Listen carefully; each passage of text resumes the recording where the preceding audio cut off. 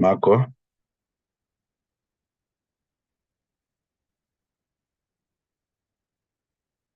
Marco, Hi, King. are we Uh, good? we are good. Can you please give non-Tantas the sharing rights, please? It's okay. Yeah.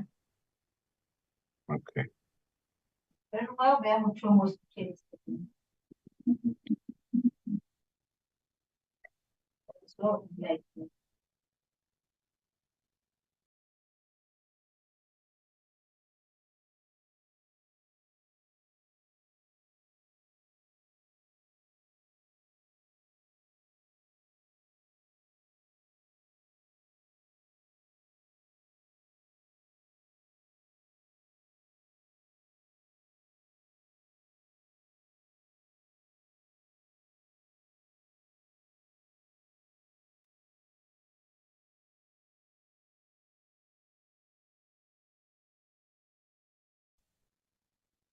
So you're good. Now I'm talking to this one now. Yes. Yes, we are Marco. good. Yes. Thank you so much, King. Mm-hmm. Yeah, welcome.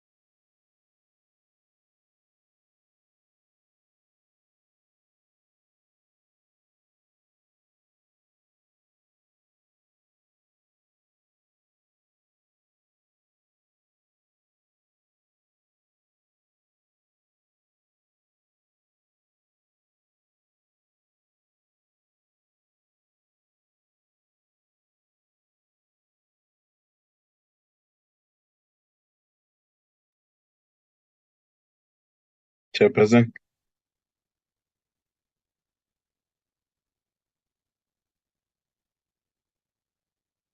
Yes, Braki. I think we can start with the members to form a quorum. Others will join us.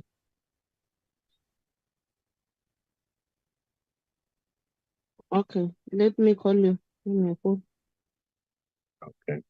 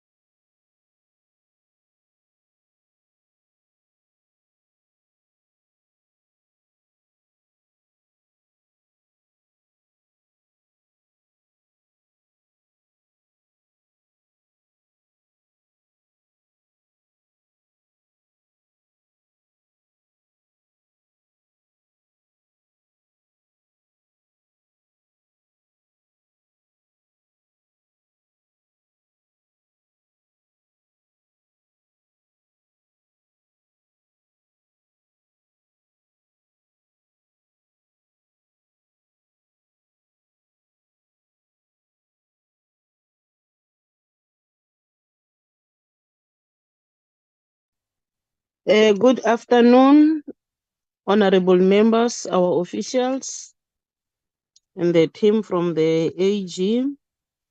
You're warmly welcome. The meeting is officially open. The purpose of the meeting is to deal with the briefing by the AG, the adoption of the fourth term, as well as the presentation of the program in relation with the public Recording in progress. hearing which is going to take place. So the meeting is officially open. You are all welcome. Can you flag the program again, Braking, on the screen?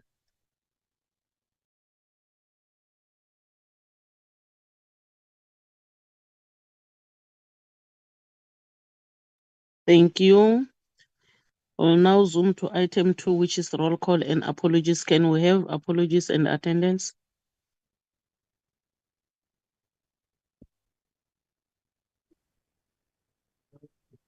Thank you, Chairperson. Good afternoon, Chairperson. Good afternoon, honorable members. Afternoon, colleagues from the entities and colleagues from the AG. Chairperson, in the platform, we have you, Honorable Jacobs, Honorable Lubengo, Honorable April, Honorable Tivillas, Honorable Kruger, and Honorable Matulelwa. Those are the members that have still they've already joined. However, we've got an apology from Honorable Zungula, who indicated that he will juggle within the meetings because he's also in the meeting of PC on minerals and energy. And then also Honorable Mieni indicated that he was still in the meeting of tourism. As soon as he finishes, he'll join our meeting. So those are the indication that were given to me. Secondly, on behalf of the Deloitte South Africa, after Chairperson, we interacted with the officials from AG. They indicated that the presentation that was supposed to be done by the Deloitte, it's going to be done by the AG, because I was trying to get the presentation. So I was informed yesterday that AG South Africa will also be presenting the audit outcome of sefa. So hence then when coming to that, I was informed after I have developed an agenda. So I didn't want to send another one. It would be like I'm confusing members. So I said, no, I will indicate here in the meeting as part of the apologies that we Thank you, Chair. Thank you, Braking. While adopting, we'll adopt it as it is, knowing that that item will be combined with the briefing by the Auditor-General. I think it is in order. Can I have a mover for the adoption of the agenda as it appears? Honorable Chair, members? Yes. Chairperson, I move for the adoption of the agenda. Thank you, Honorable Luengo. Can I have a seconder, honorable members?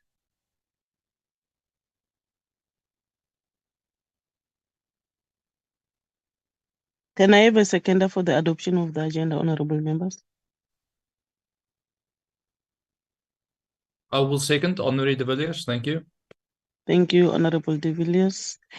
And we are now moving to the next item, which is consideration on adoption of the 2023 fourth term committee program. Can you take us through, Bracken?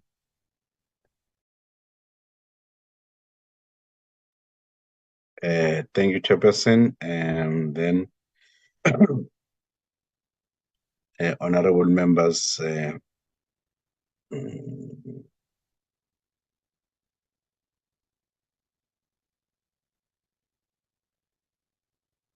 I hope honorable members did receive this proposed draft program of the 2023 fourth term committee. So Chairperson would like to present this as the Secretariat to the committee that today we are having this first meeting at the, sorry for that, my manager is telling me things, sorry. This is the fourth term 2023 committee program, which is starting today on the 10th of October. It will run up until the 8th of December, Chairperson. And then today we are having the meeting from the AG. Why? Because this term has been the focus area is on committees expected to develop the 2023 budget review and recommendation report.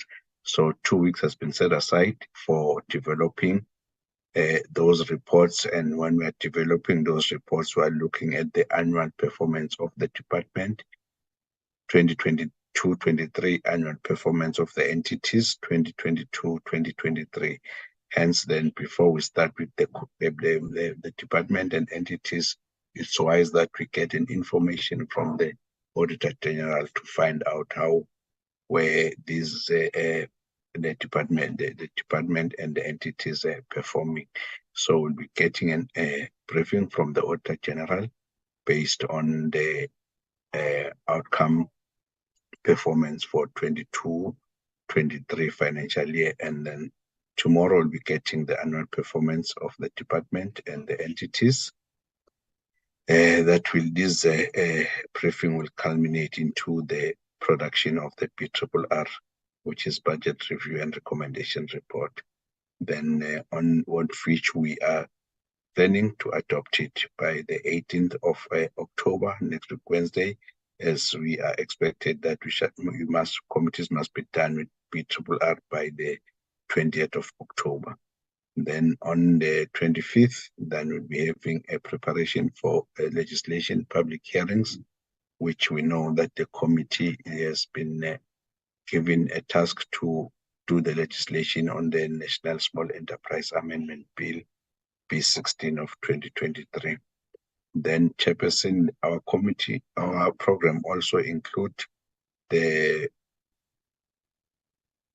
provincial public hearings on the bill as part of the public participation, which will commence on the 26th of October up until the 19th of November.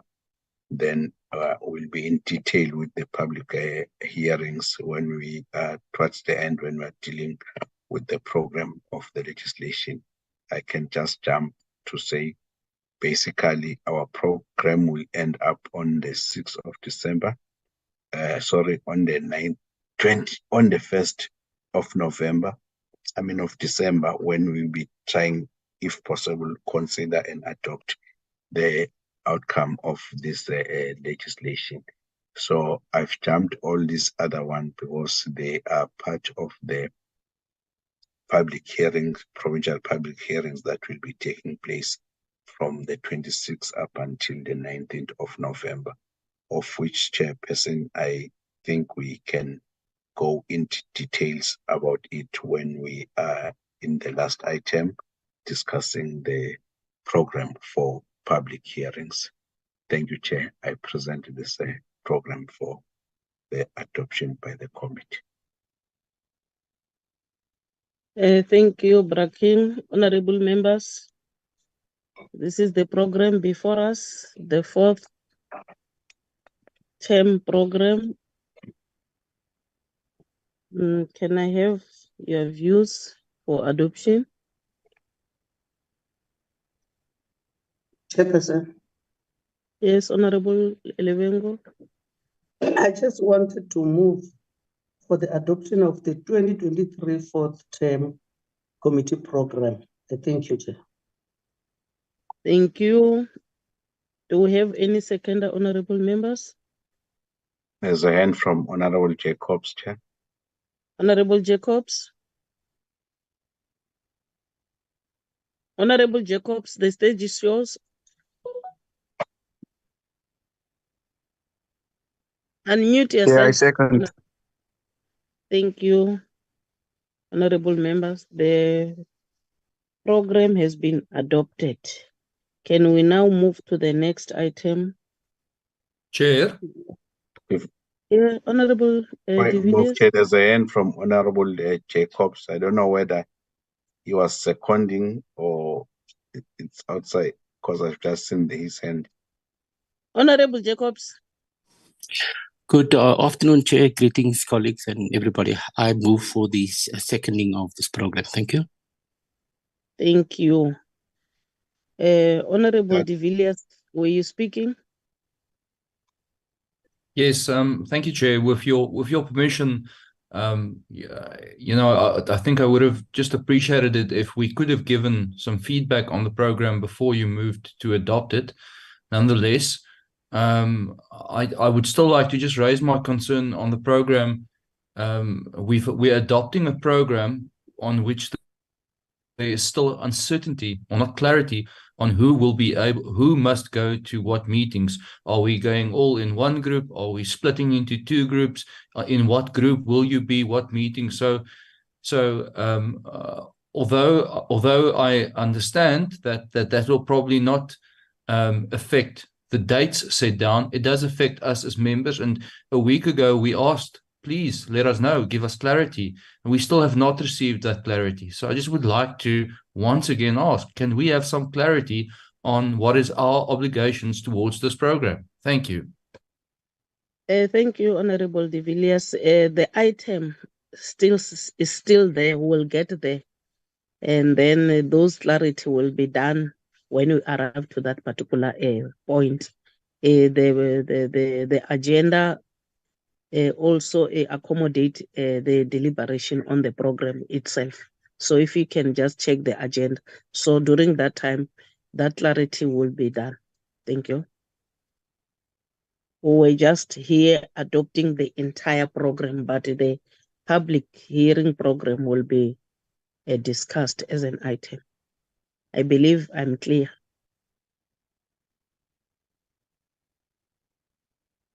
I'm trying to clarify what you are asking. Yeah, apologies. Yes, I understand. Yes, thank you, Chairperson. Thank you. Thank you, Honorable de Villiers. Can we now move to the next item? Let's go back to our agenda.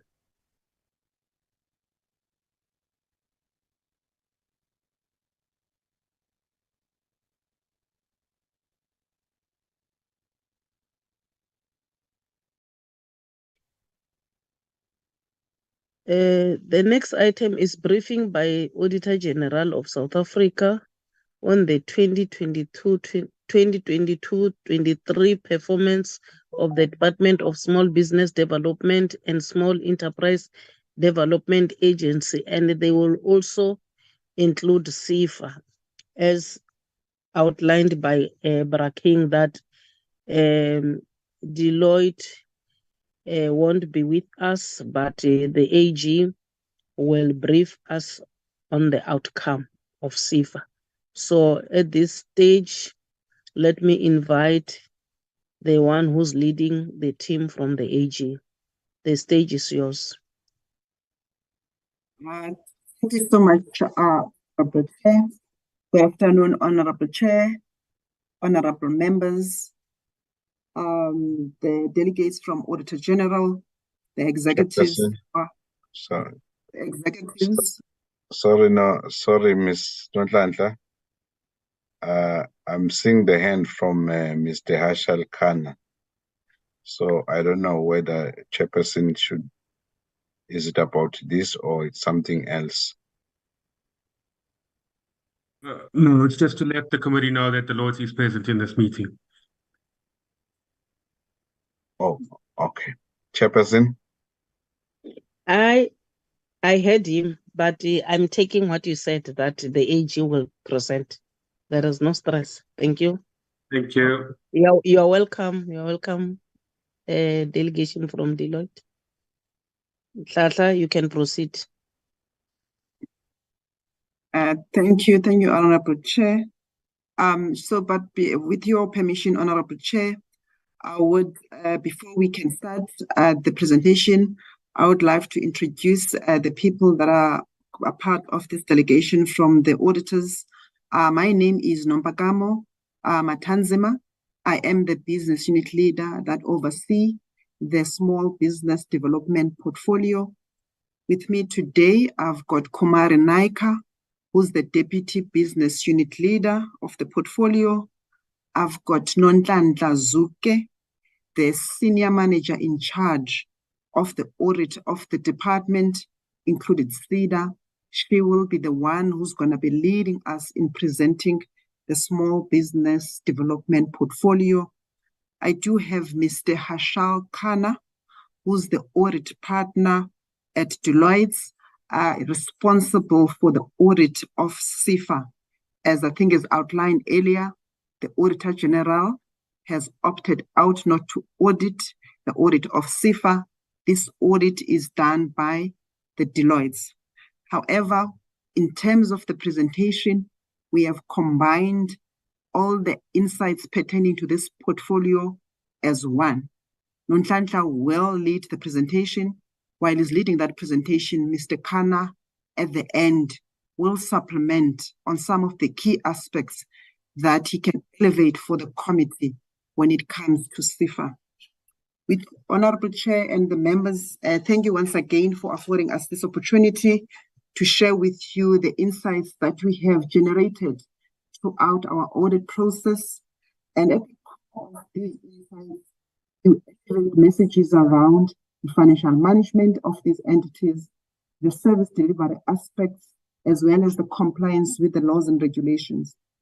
As you remember, probably in the previous year, as the Auditor-General, we have adopted our strategy, what we call it culture shift strategy.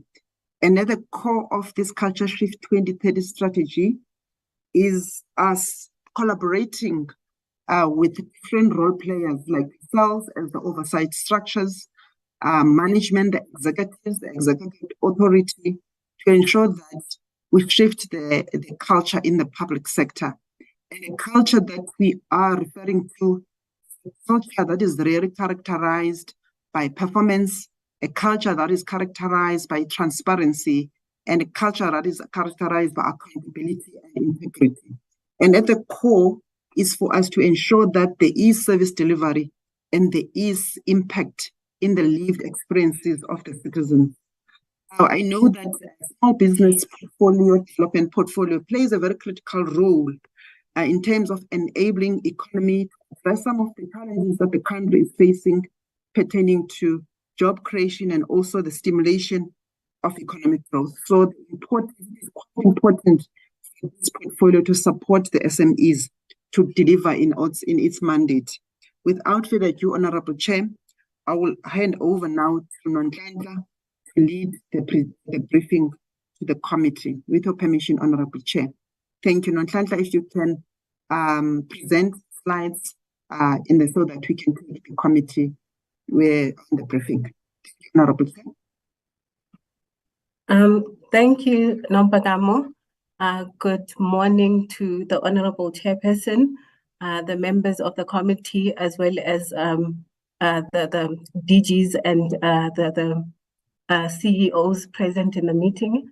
I'm going to start the presentation. Can the members maybe confirm if they can see the presentation from their side?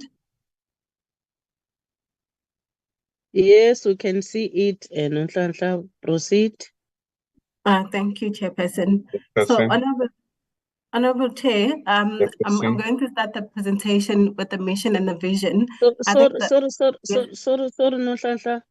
I heard a sound. Who's speaking? It's me, Chairperson, the Secretary. Yes. As the norm, I think we request Ms. Nonhlanhla to show her face, and then thereafter she can switch off the camera and proceed so that members will know to whom are they receiving the briefing. Thank you, Nonhlanhla. Can you show her face, please?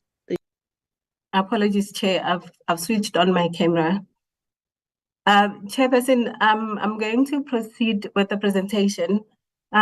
So starting with the mission and the vision of the AGSA, I think, Chairperson, the most relevant part of the mission for today's meeting is the part that speaks about enabling oversight.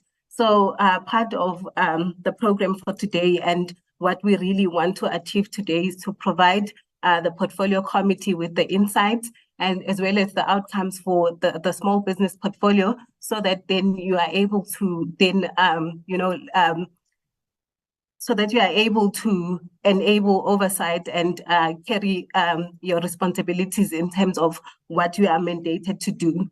Then moving forward to the next slide on the presentation, Chairperson, it shows the accountability ecosystem. So on the accountability ecosystem, we do acknowledge that we do not exist in this ecosystem alone, and we would require the assistance of the auditees that we audit, as well as the support and the oversight structures such as yourselves, the coordinating department, as well as the leadership in terms of the national and provincial leadership. So this slide speaks to that, and it basically shows that for us to be able to achieve the strategy that my business unit leader was referring to, we need to work together so that then we are able to shift the public sector into the states that we aspire it to be. Then moving on to the outcomes, I'm going to then start with discussing the recommendations that we made to the accounting officer and the accounting authorities in the previous year when we had similar engagements. And I'm also then going to continue and do an overall reflection in terms of then what did we find in the current year and how did we do against those other recommendations. So in the previous year, we had 4 recommendations.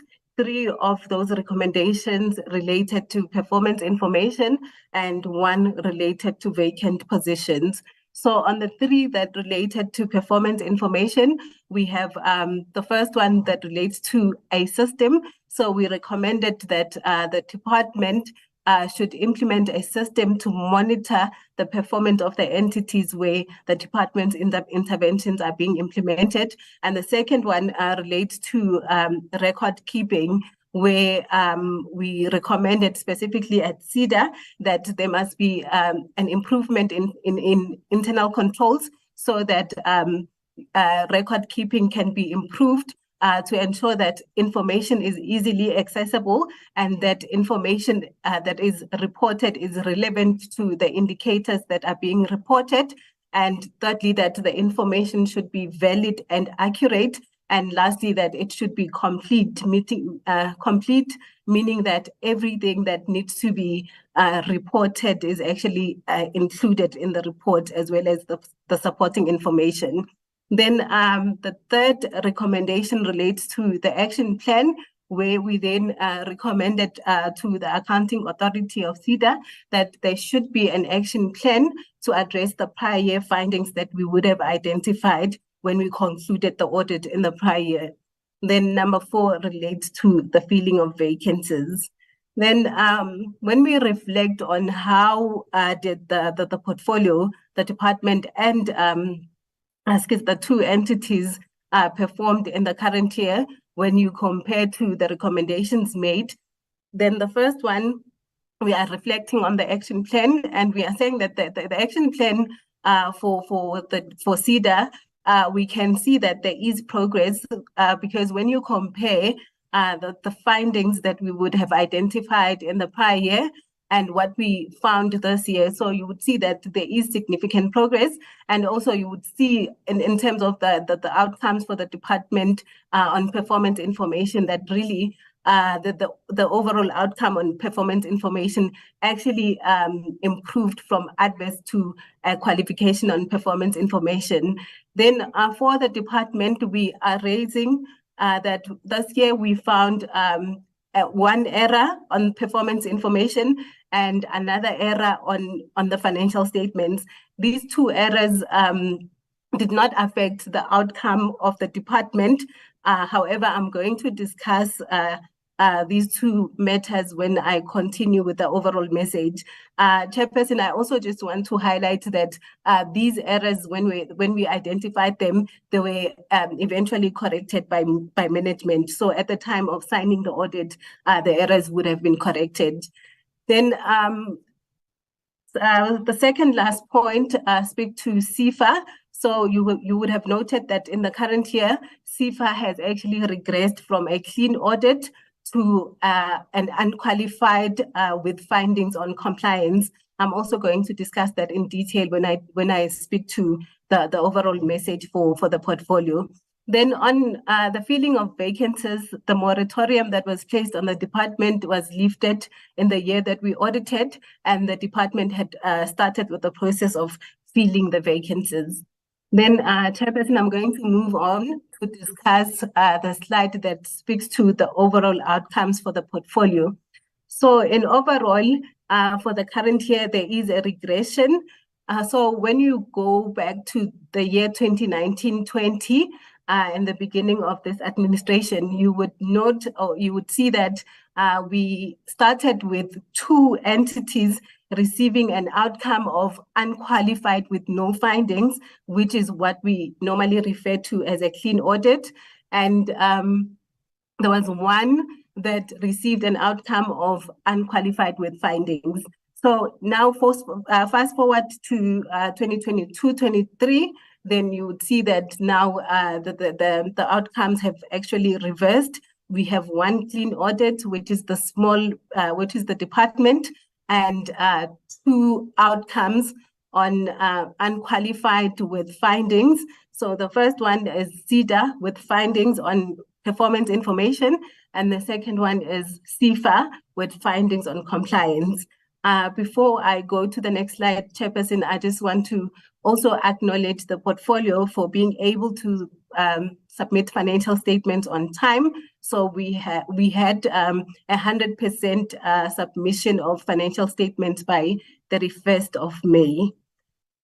Then moving on to the overall message for the portfolio, I'm going to start with a clean audit. So the department was able to maintain a clean audit from the prior year, and this is due to a strong leadership culture, sound financial management, and effective governance structures. So what do we mean by that, Chairperson, is that when we audited the department, we found that really management is responsive to the issues that we raise. So in many instances, you would find that maybe the issues that you would have raised in the prior year, when we come back the following year, those issues would have been corrected, and you would be able to see the progress that has been made by the department. So that environment is assisting the department in terms of maintaining their clean audits. So, but however, in the current year, there were these 2 misstatements that I referred to.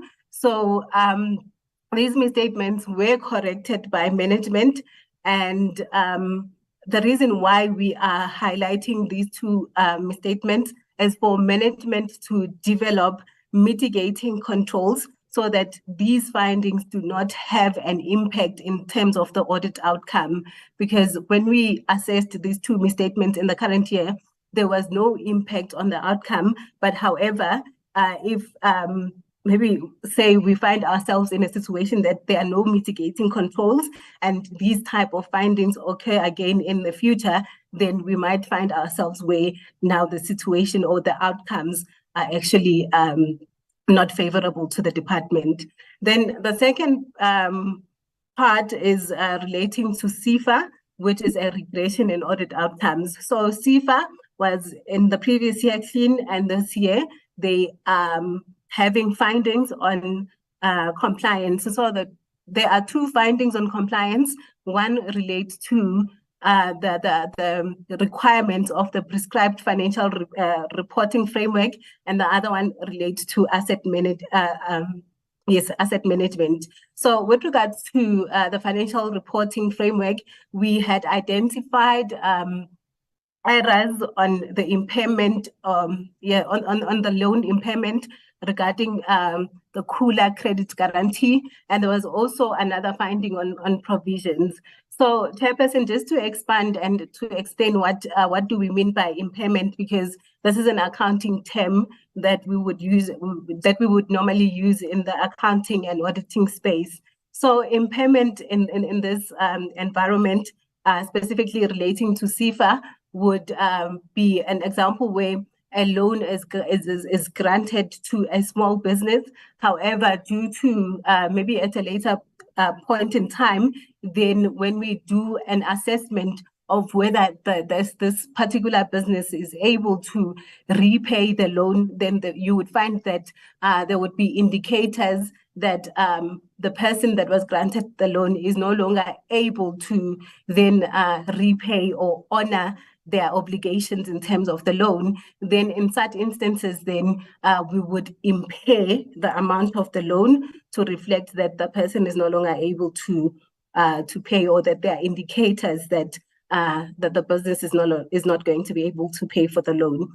So the area of improvement at sefa is with regards to the credit function, where we are recommending that the management and the accounting authority at sefa should enhance or strengthen the credit granting process as well as the credit collection process. Then the stagnation in audit outcomes relates to Seda. Again, here at Seda, we have we have reported material findings on the audit report relating to performance information.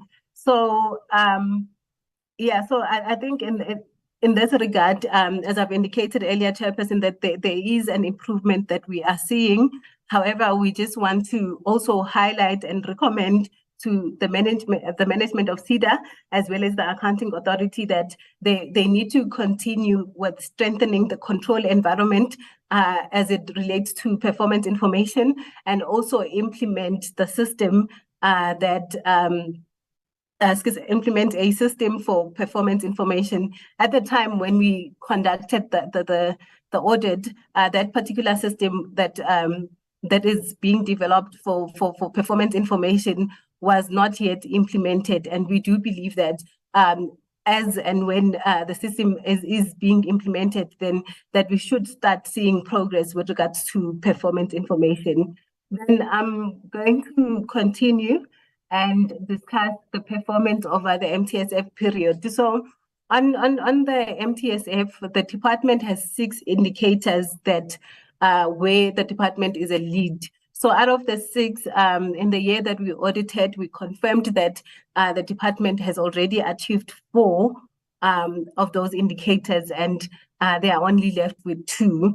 I'm going to discuss that in detail as I continue with the presentation. So the overall achievement rate here would be 67%, which is 4 out of the 6. Then the achievement of performance target. In this regard, Chairperson, we just want to highlight to you our concern that with regards to the achievement of targets on the APP for the DSBD and sefa. So the DSBD, I think they would have, in terms of their performance report, they did not achieve 44% of their indicators, and sefa did not achieve 41% of their indicators. And the reasons for the non-achievement is also going to be discussed as we continue with the presentation. Then, person, I'm now on the slide that deals with the performance planning and reporting. So when you look at the graph that we have included in the presentation, you'll see on the left that it says before adjustments, and on the right it says after adjustments. So the difference between the two is that we would have assessed the annual performance report that we received on the 31st of May, and we would also compare that with what we eventually signed off on the 31st of July. So the performance report that we received on the 31st of May had errors for Seda and the DSBD, and the sefa performance report did not have any findings that were raised for management. But DSBD was able to correct the findings that were raised on the annual performance report, while Seda was able to correct some, and unfortunately we were still left with some material findings that were reported on the audit report. So when I then further unpack the findings that we would have identified, then we had findings on what we term as usefulness of the annual performance information, and also reliability of the information. So on the usefulness, we would look at the planning documents in terms of how they are described, and how the indicators are described in terms of the definition, the method of verification, as well as the source data. So at Seda, there were instances where we identified that when we then look at the planning documents against what was eventually reported, there were instances where the method of verification is not the same as how the entity would have reported. And in some instances, then the means of verification was also different to how they reported. And on reliability, then we look at the supporting information against what is actually reported. So in this instance, then the supporting information did not agree to what was sitting on the performance report. So then, Chairperson, I'm going to move on to discuss the performance against the MTSF targets. So on the performance against the MTSF targets, Chairperson, apologies, I just want to put this on a presentation mode. So here you would identify that there are two indicators that were not met in the year ended March 2023, which is indicator number 2 relating to access to affordable financing. In this regard, then this particular indicator was supposed to have been met at the end of March 2022. However, then unfortunately it was not met.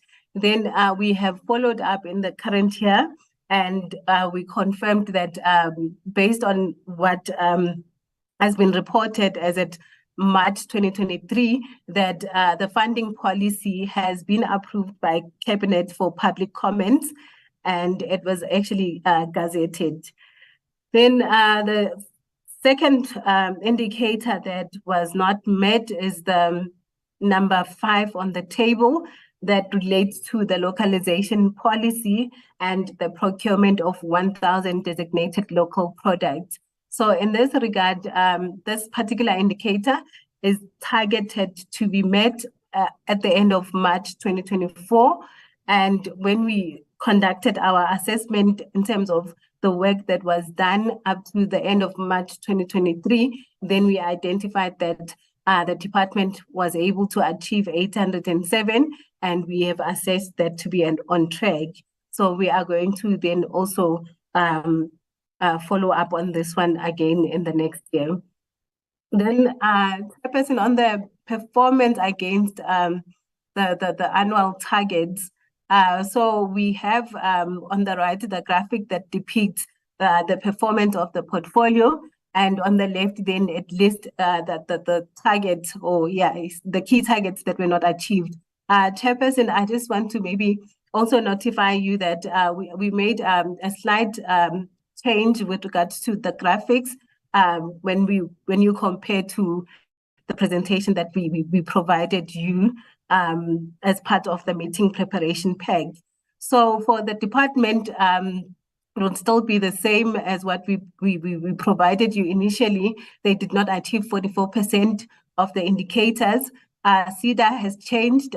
They did not achieve 14%, which means that they actually achieved 86%, and sefa did not achieve 41%, which means that they achieved 59%.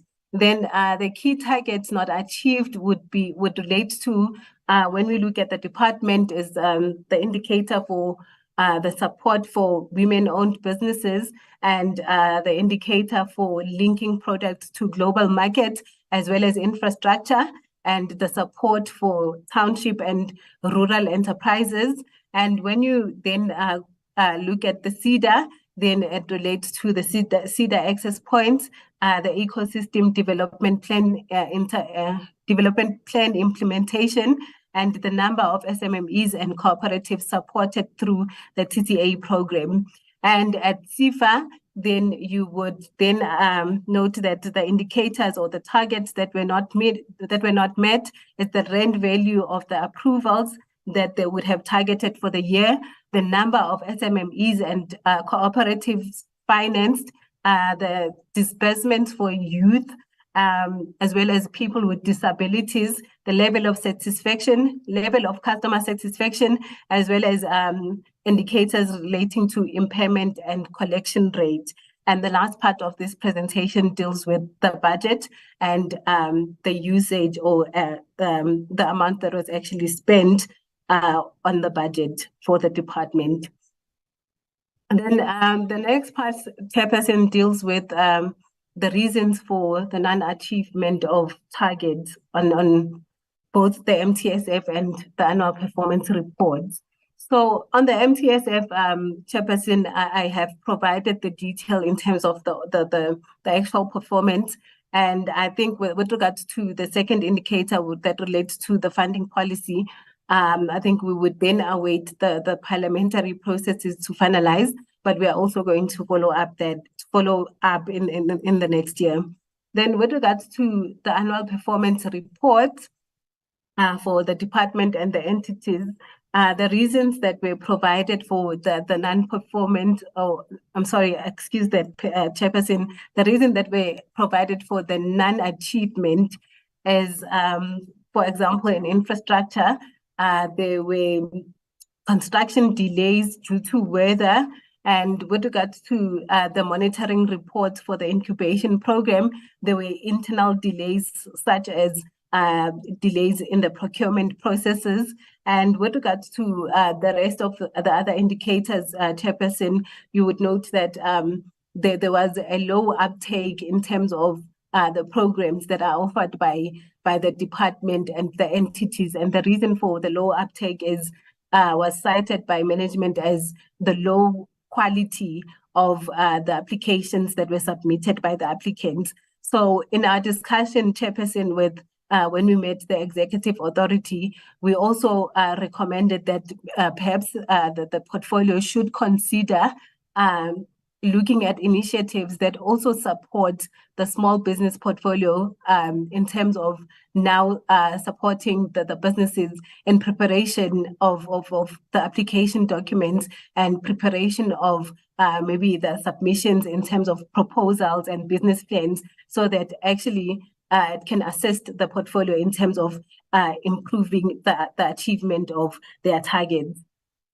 Then, the reasons for non-performance are similar for the entire portfolio, Chairperson, so I'm not going to discuss these ones in detail. Then the next part relates to the quality of financial reporting, which is the financial statements. So again here, Chairperson, we would look at the set of financial statements that were submitted on the 31st of May against the financial statements that we eventually signed off. So in this regard, then you would also identify here that there was a misstatement at the DSBD and sefa, and these misstatements were corrected by management, and we were able to sign off on the set of financial statements that does not contain material misstatements. So when we reflect on the reasons or the controls that then allowed for these misstatements to occur, then the first one is in-year and year-end reporting.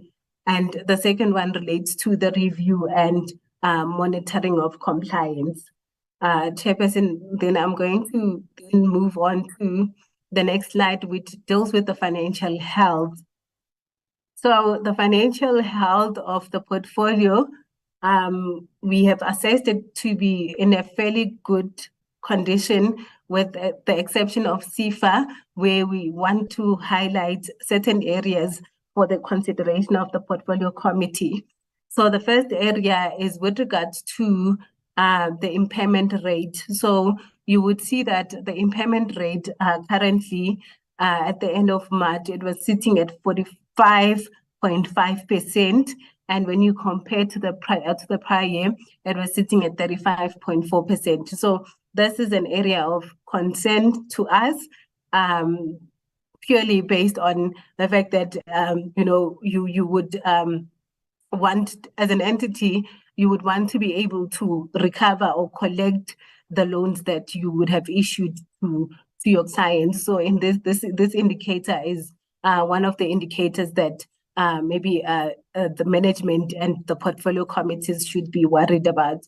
Then also on the impact on the opposite, on the far left, on the far right corner of the presentation, you would also see that we are indicating that sefa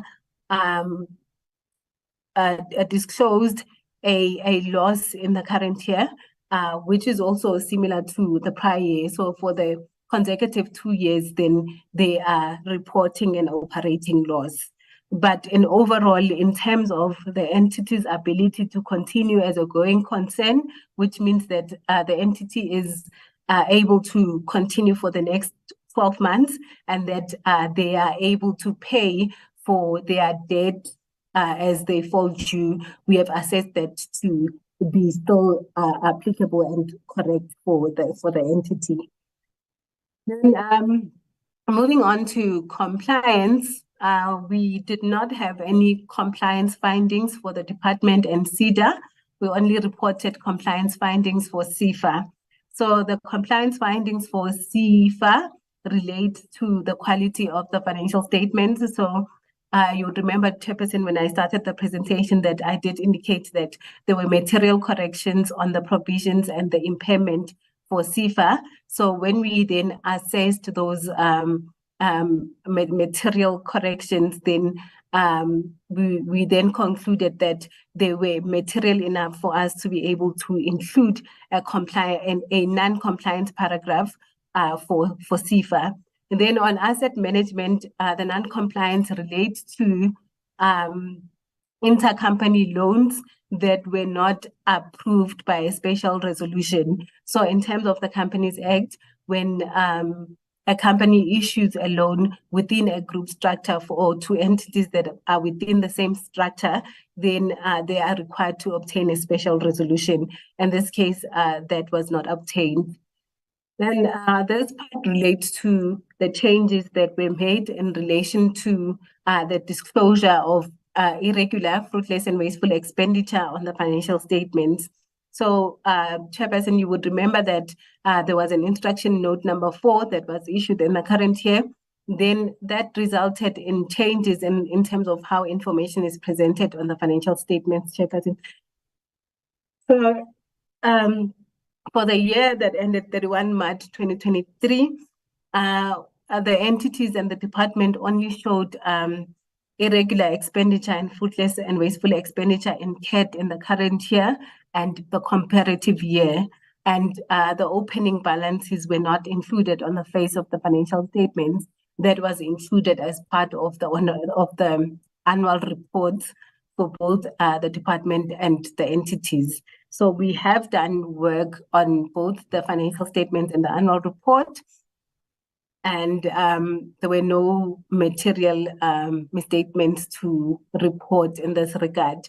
So to further expand on irregular expenditure, so for the year under review, which is the year ended March 2023, we identified the entities and the department reported irregular expenditure of 1.3 million. So this irregular expenditure relates to 655,000 for the department and 552,000 for Seda and 151,000 for sefa. And 336,000 of that irregular expenditure in the department is still under assessment. And the reason for irregular expenditure is mostly with regards to non-compliance with the 5 pillars of procurement, which is your competitiveness, transparency, equitability, and fairness. And moving on to discuss the irregular expenditure balances, then we were sitting with 6.3 million as irregular expenditure balance for the entire portfolio. Then when we further unpacked this irregular expenditure, you would note that there is 155,000 that was recognized as a recovery in terms of this related to Seda. And also there was 176,000 that was actually written off. So in this instance, in instances where there is no financial loss or there is no loss for the department or the entities, and there is no person that can be held up accountable, then the accounting authority would then make a determination, or they in terms of the compliance or legislation, then they are allowed to then write off that irregular expenditure. So we have checked in terms of the requirements of the PFMA, and we've confirmed that for the 176 that the process was followed as prescribed by the legislation. Then 243 was condoned in the current year, and we are left with the balance of 6.3 million. So if you break the balance further, there's 5.5 million for Seda, 655,000 for DSBD, and 151,000 for sefa. So in this regard, then we provide a further breakdown to show you which ones were investigated and still waiting for a condonation approval, which ones are not yet investigated, which is the 336,000 that I referred to as being under assessment. Then proceeding to my last slide, Chairperson, which contains the root causes and the call to action.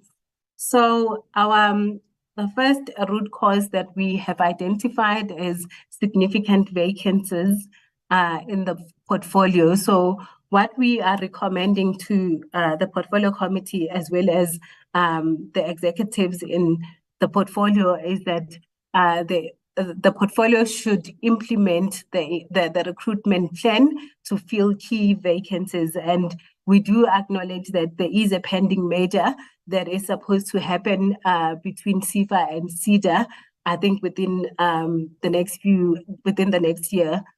And also the second root cause also would relate to both the financial statement and the performance report. So in this regard, then we are asking management to improve the review processes of the financial statement as well as the performance report, and also to implement a process to ensure that the information that is reported in either performance information or financial statements, that it is reliable and credible. And then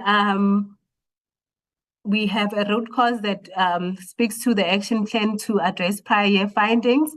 And in this regard, then our recommendation is that the action plan to improve the achievement of planned targets must be implemented. And we also are recommending to the portfolio and the executives that they must monitor the process to ensure that the remaining 2 findings on the MTSF are actually achieved.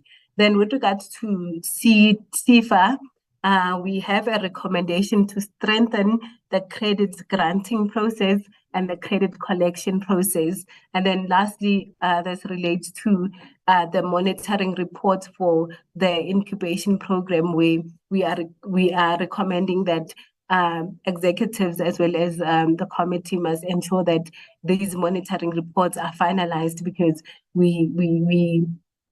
they are key in terms of the department being able to then, assess the areas of improvement for the incubation program, or even areas where the department is doing fairly well, so that then, appropriate decision making can take place. So, Chairperson, I'm going to stop here on the presentation. Then I'm going to, with your permission, Chairperson, I'm going to hand over to my business unit leader that is going to then just close the process for us.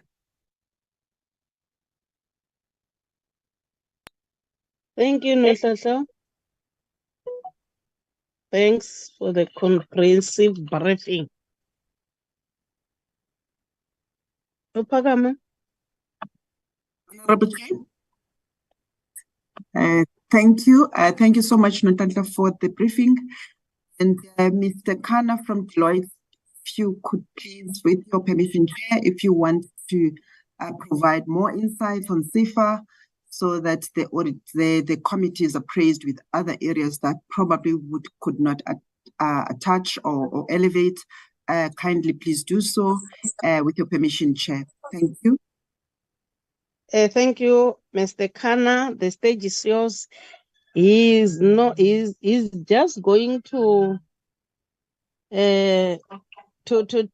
witness whether this report is a true report, because you were presenting on his behalf. That's what we need from him. Over to you, Mr. Kana. Thanks, Madam Chair. I'll just supplement with some observations on my side. So just so the committee's aware, this was our first year on the audit of sefa, and maybe just to pull out some highlights. So maybe from a financial perspective, we've seen net loans and advances have increased by 87 million, to a carrying amount of 1.61 billion. We've seen an increase in liquidity due to the higher cash balances. This was offset, though, by a higher cost-to-income ratio. I think we've spoken a bit about the impairments, but there has been an increase in the impairment provision, which signals a deterioration in the credit quality of the book. From a revenue perspective, there's been, given the increasing interest rate environment, there has been an increase in the revenue due to the increase in the loan book size, as well as the increase in the prime lending rate. But yeah, I think everything has been said, Madam Chair. I think the big one is obviously to manage the credit risk in the book, and we did observe a deterioration in the credit quality of the loan book, which is highlighted by the increased impairment charge. Other than that, Madam Chair, I think everything has been discussed.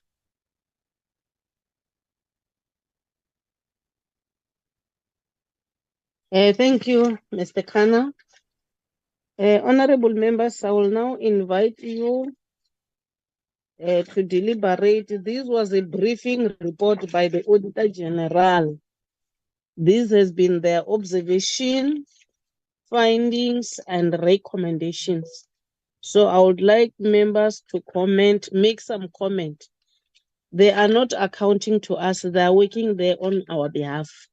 So ours is to seek clarity questions, but what is critical for us as members of the portfolio committee, because they're trying to enable us to do our oversight properly, since we are, some of us, not financial gurus, but what is critical is to make sure that accountability is being adhered to, compliance also is being adhered to.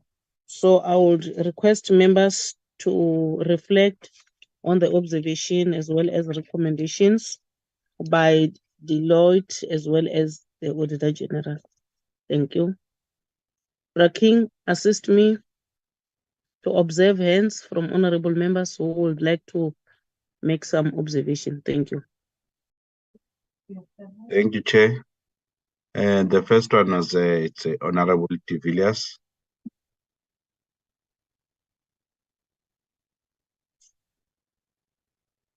We can recognize Honorable de Villiers, because others, I think, they're still trying to raise their hands. Okay, thank you, Chair, and thank you very much to the team from the Auditor-General and Deloitte for the presentation. As the chairperson has mentioned, we are not financial gurus like yourselves, but I do have some questions. I hope you don't find them too non-technical. But my first question is about the 5 million that is being investigated at sefa, or is it at Seda, so the irregular spending which you have referred to. At what stage would you say would we be able to see that investigation and understand what the irregular expenditure was on? And then secondly, just a note on the vacancies. I would like to understand if there are vacancies that are not being filled, and they are potentially not being filled because of a fear, or not a fear, but of a potential merger happening between Seda and sefa, which which we have been hearing about for various years, but never seems to have happened yet. So, no one really knows it's going to take 6 months or 6 years for this merger to happen. Are those vacancies funded? Are they budgeted for? Because if they are, then in my mind, they should be filled. Whenever a merger happens, then a new process happens. But in my mind, I think that if you have budgeted job descriptions that are open, or budgeted positions with job descriptions that are open, that they should be filled, and that it would actually be best practice for them to be filled, no matter how far or near a merger is away from us. And then my last question is, and I'm not sure how much the audit teams or the Auditor-General, or in this case Deloitte as the agent of the Auditor-General, how much this is your responsibility or not, but maybe you can help me.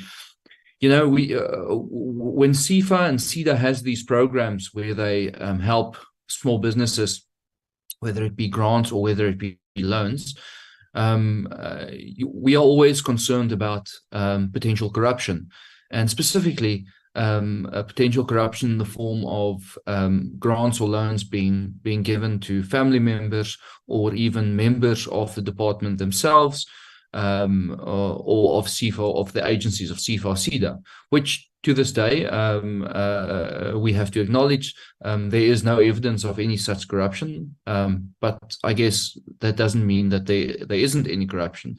So my question is, how deep do you interrogate the actual beneficiaries of these loans and grants? Do you, as part of your audit, do a due diligence on who received what monies, and if there could be any conflict of interest in the beneficiaries? And specifically, I'm thinking about, you know, if you look at the businesses that have not paid back their loans and have basically received loans and have now, let's call it, disappeared. I mean, that to me is a potential sign of potential corruption. You loan 100,000 rand and you don't pay it back. You received it, but who were you and why weren't you able to pay it back? So those are my questions, and I thank you so much for your time. I do appreciate it. Thank you, Honorable de Villiers. Do we still have any other hands, Rakim?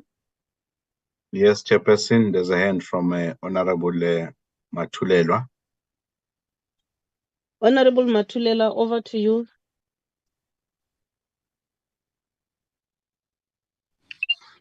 Thank you very much, Chairperson. Greetings to honorable members and the AG's office, also all the secretariat and all who are in with us today. My concern is in that 63.3 million irregular expenditure, but we hope it's going to be clarified on how the AG's team is going to deal with that. But what I'm concerned about also is non-compliance on the SMMEs that are being assisted by sefa, more especially sefa. I just wanted to know if is there any form of insurance, or how negative it impacts to the department when there is a non-compliance or the SMMEs are unable to pay back the money. Is there any like if you borrow money from the bank, then you are unable to pay, maybe for tangible reasons that maybe you are no longer working, or positive way of you not being able to pay back, but then they've insured their monies and everything. So I'm concerned about this budget that we are always passing as Parliament, and then there are non-compliance. There are those things that we saw even in the Northwest oversight under sefa, incompetent of sefa. So I just want to know if is there any way. If it's not, what is the plan in the AG's office, as they are working with us as well? I heard that the chairperson was saying they are not they are not they are working with us, that they are not accountable to us. But is there any plan or anything that can be similar to those financial sectors that are giving people monies And then in terms of ensuring or any other ways of paying back the money that was given to those clients. Thank you very much, Chairperson.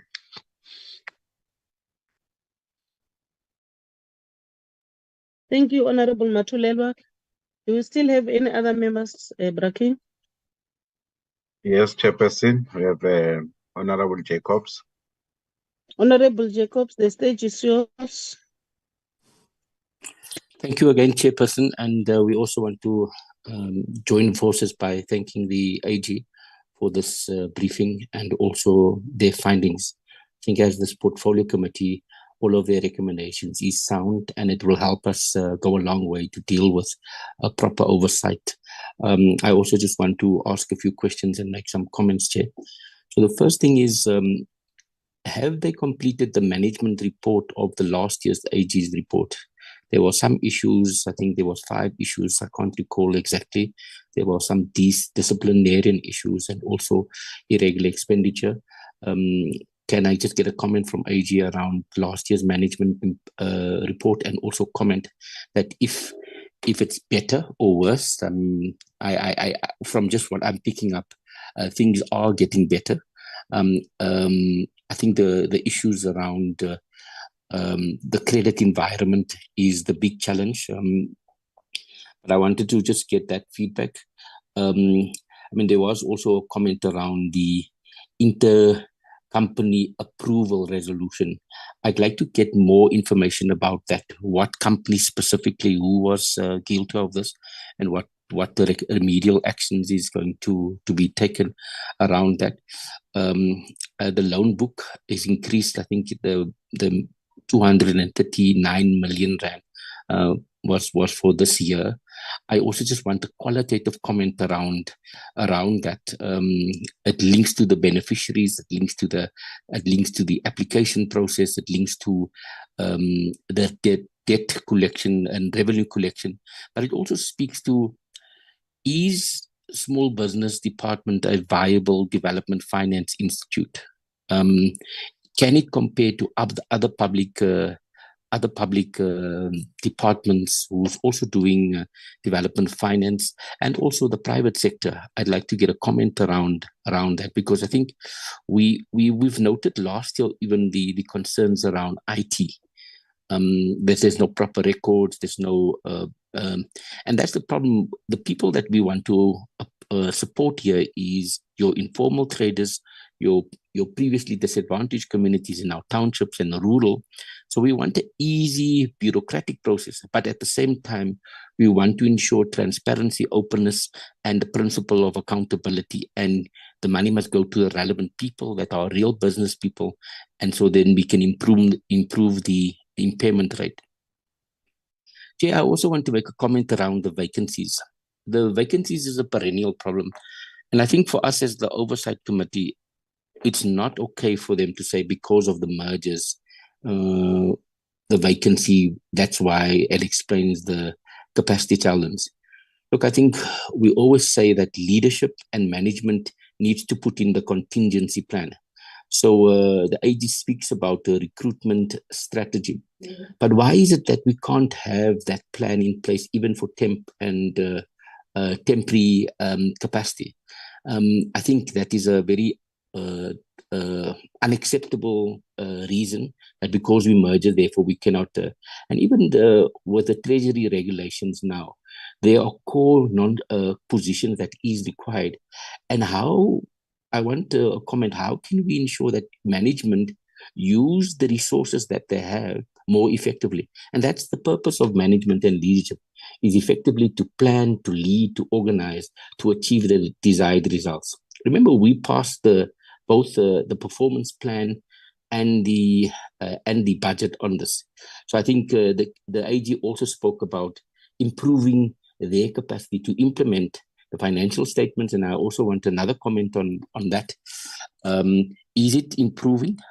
Does the financial statements show the developmental impact and the performance reports that is needed, Chair? The incubator process, I couldn't understand, and I wanted us to just, if I can get a comment, is these the incubation centers that the department is setting up to help with startups? And if so, I'd want to understand how are they going, how much funding is given to them, what is their impact, are they delivering the goods, how many is there across the townships? I know that incubator centers is very innovative because it helps take the government business services and support to our communities, but I just wanted to comment around that. I mean, the points around impairment is well noted, and I share Honorable Babalwa and Honorable De Villiers' concern around that.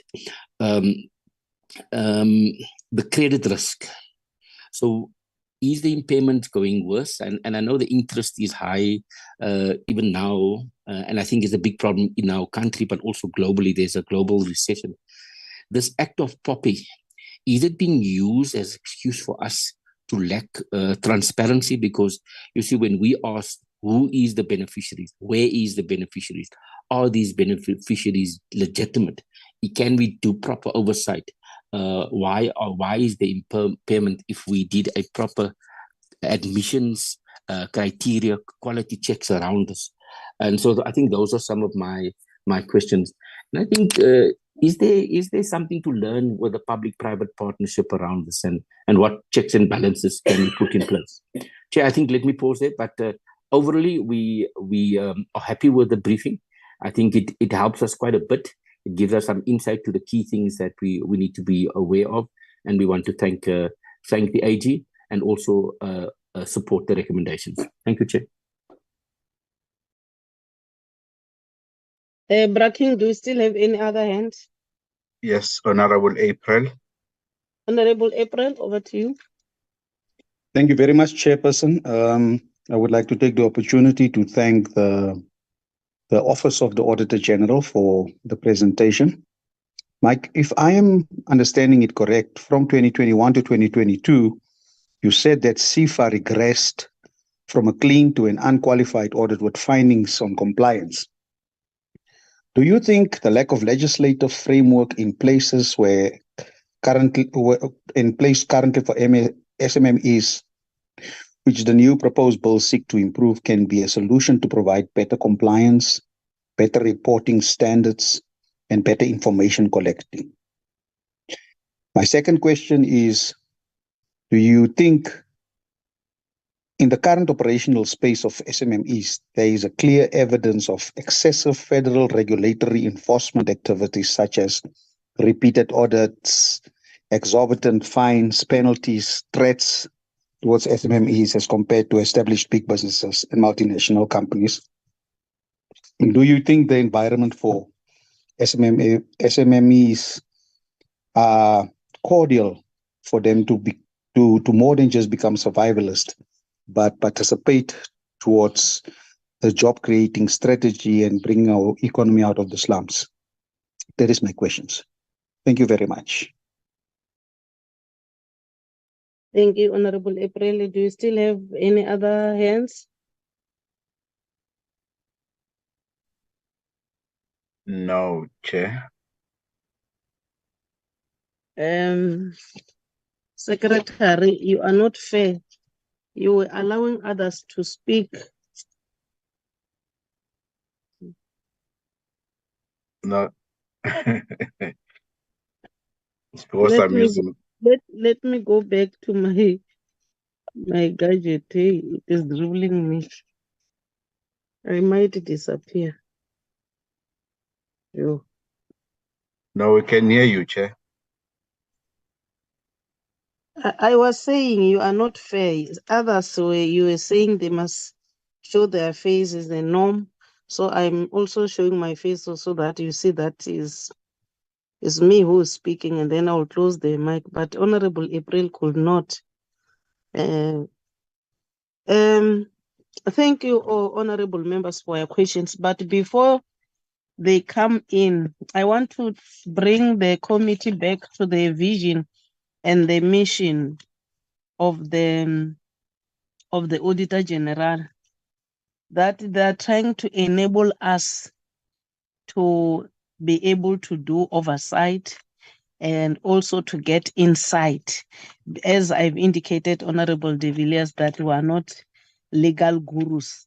But if you go back straight to the end of their presentation where they talk about the course route as well as the call to action, I think that's where we need to focus. You were focused, but I'm trying to bring this to your attention so that as the committee, that's the area we are supposed to take up with our researchers to be able to channel it to the department and its agencies. So I'm trying to assist because, yes, some of the questions which you were asking is also to enrich us and empower us, but the 5 points, which is called the root causes, and they have also outlined in the recommendations the call to action, but you have put more.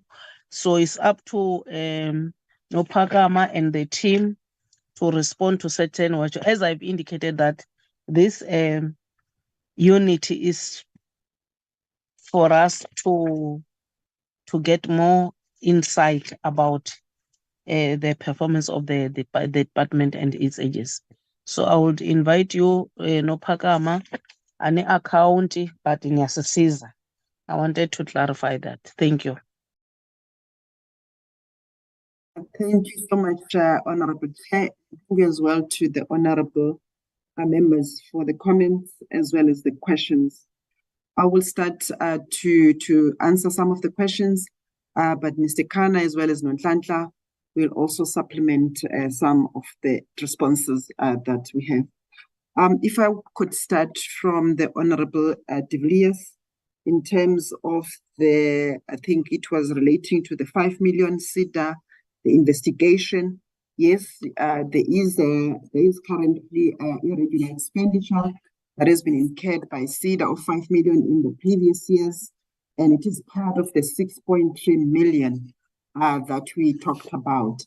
And that irregular expenditure, as part of the PFMA, and an accounting officer needs to go and investigate on that irregular expenditure to ensure whether the services were delivered, that's number one, and secondly, there was no financial loss, and also why there was a non-compliance, why the processes were not followed when it comes to supply chain management prescripts. So those are the investigations that are done by the accounting officer of either the department or the entity.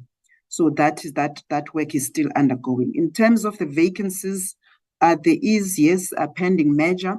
Yes, these vacancies are budgeted for. They are part of the organizational structure. And if you look at them as well, it's relating to the CFOs, the CEOs, which are key vacancies that these entities should have a stability in terms of leadership, so that the mandates of the entities are effectively implemented. So yes, there's because of this pending measure, you don't want to appoint a CEO now and then another CEO for the entity, and then there's a measure coming through. So I think they are trying to balance those areas. But I do agree with Honorable, I think, Jacobs in terms of the recruitment plan as well on the temporal basis. What is their plan while this measure is still pending? What can be done to ensure the stability in this entity and the mandate of these entities is delivered. So it's important as well, I think, as part of the department to provide you with that recruitment plan in terms of the vacancies. In terms of the work of the granting of the loans given to either employees or members, family members, as part of our process, we do involved our experts, which is the investigation unit within the Auditor-General, who really do what is called data analytics on conflict of interest checks for the monies that have been granted, whether they were granted to employees of government, and that work was done. And in terms of Seda, we could not find identify any conflict of interest when it comes to government. From the sefa side, I think Mr. Kana will be able to respond to that. And then if I go to, I think it was Honorable Matulela, I think I think it was on the irregular expenditure of 6.3, how AG team is dealing with this. We have identified the irregular expenditure as Auditor-General, and now the second phase is for the accounting officer and accounting authority of the entities to investigate this irregular expenditure. It will then be important the entities to also to give you the update on how far are those investigations, if there was anyone that has been identified causing the irregular expenditure, and what consequence management has been applied, so that you can get an update as well, why it's taking longer to investigate as well as to do consequence management in that regard. I think another one was relating to sefa, on the insurance, whether when they grant loans, is there in form of insurance? I think Mr. Kana will deal with that one, and also any plans, and I think it's also granting of the loans, which all pertaining to sefa. And then Honorable Jacobs, you spoke about the issues that have been raised in the management report of prior year, whether the department or the entities have managed to implement. Yes, there was an action plan that has been that was developed, and the management, including the executive authority, not all other items pertaining to that action plan have been implemented. Some are still in the process of being implemented, but we will engage further, because when it comes to implementing the action plan, we do work closely with the department to ensure that the action plan that is put in place is root caused, focused, so that it addresses the underlying root causes when it comes to that. So for the management report of last year, not everything has been addressed. However, there is movement in that regard. And then I think others is most talking to the loan book of sefa being deteriorating. I think Mr. Kana will assist in that regard, and also the credit risk. I will just pause there and see if Nonhlanhla, in terms of the intercompany loans approval and the remedial action, you need to respond to that, and also other areas that pertains. Yes, I think one of the honorable members, I think it was Honorable Jacobs, in terms of the anti-secular. Yes, there was the anti-secular to fill some of the positions to as part of the cost containment measures. And then I think that is an anxiety in the system. I think that is currently being discussed by different DGs, including by the National Treasury, on that particular element. And then Honorable April, I know you asked questions relating to sefa as well as from the clean to unqualified, and also the legislation thereof.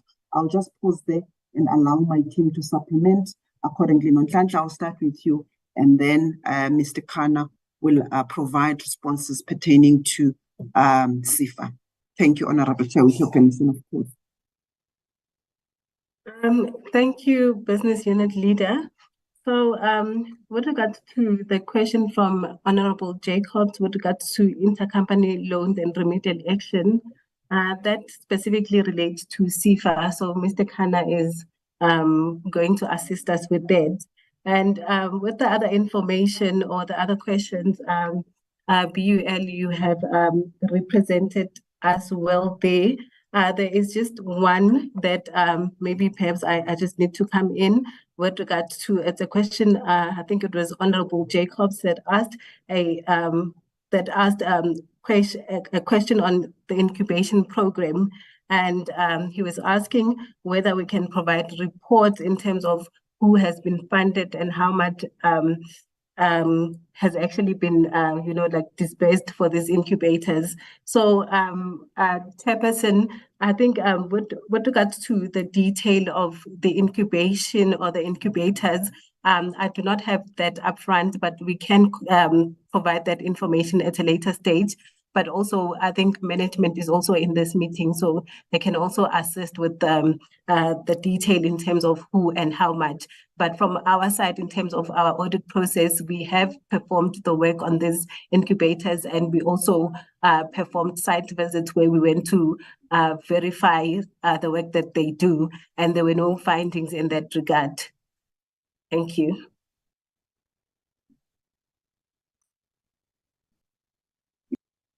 Mr. Kana.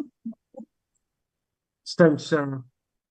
Thanks to the honourable committee members for their questions. Maybe I'll touch on a couple of comments with regards to sefa specifically. So maybe let me deal. A number of questions were asked around the nature of the non-compliance with regards to the intercompany loans. So with our audit report makes reference to non-compliance with Section 45 of the Companies Act. Section 45, for those who know, relates to the issuance or the providing of financial assistance. Okay, so what we've raised there is that the procedural elements, in order for there to be an application for financial or a granting of intercompany loans, is that there must be a special resolution, and at the time that financial assistance or that loan is granted, sefa must be liquid and solvent at the time. Okay, so what we've raised is largely the procedural matter, which says that we could not find evidence of a special resolution that was being passed, which then amounts to non-compliance with Section 45. In terms of the assessment of solvency and liquidity, the company, through its various governance forums on a quarterly basis, do actually assess liquidity and solvency.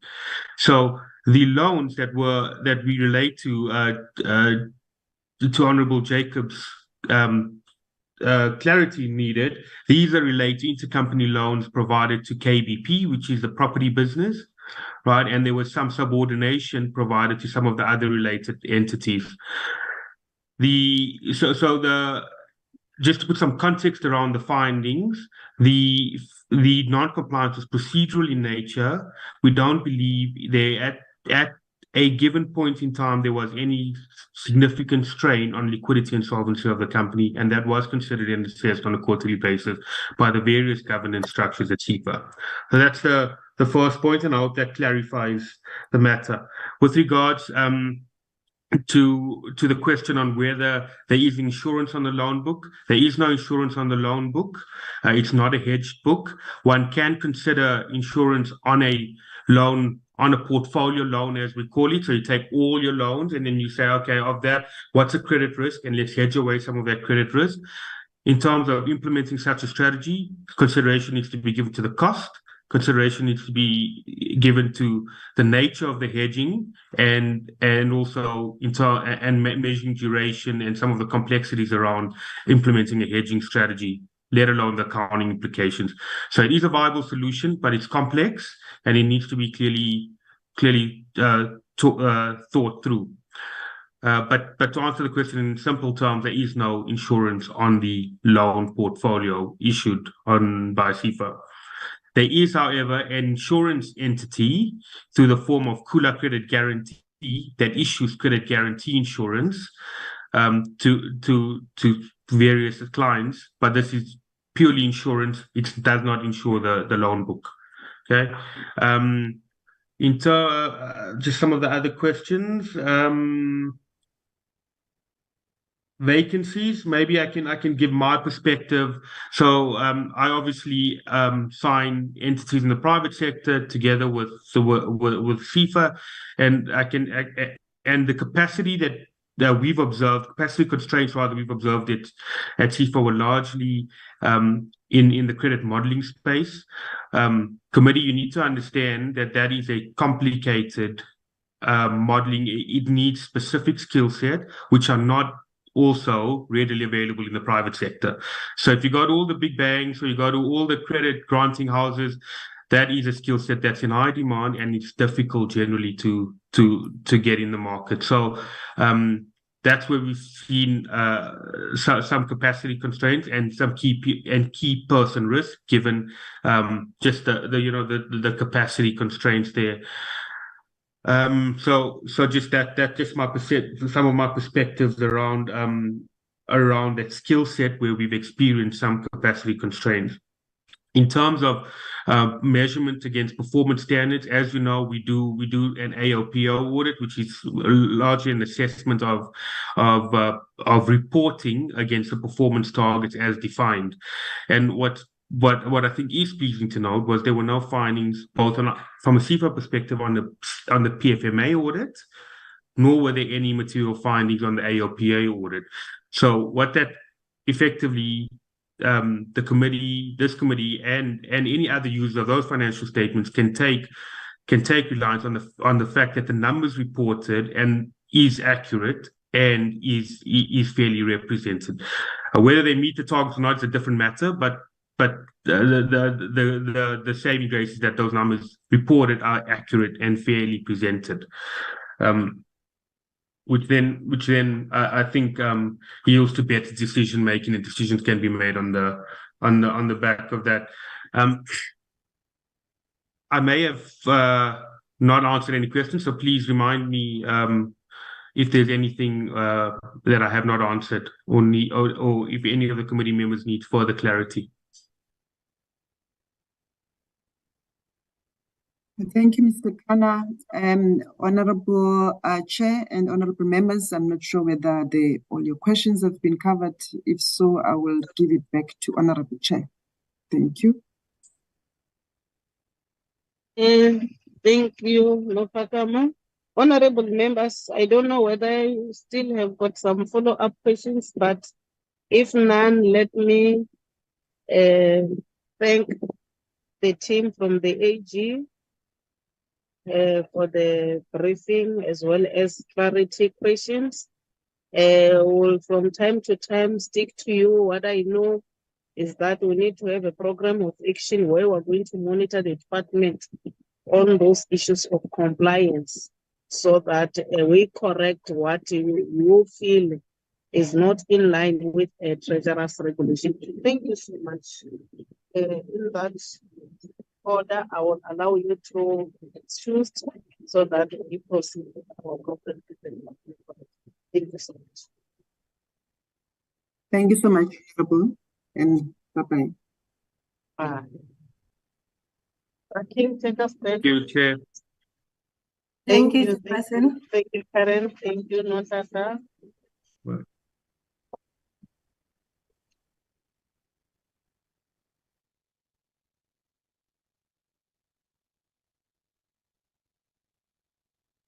Honorable members, the next and the last item, not the last item, is the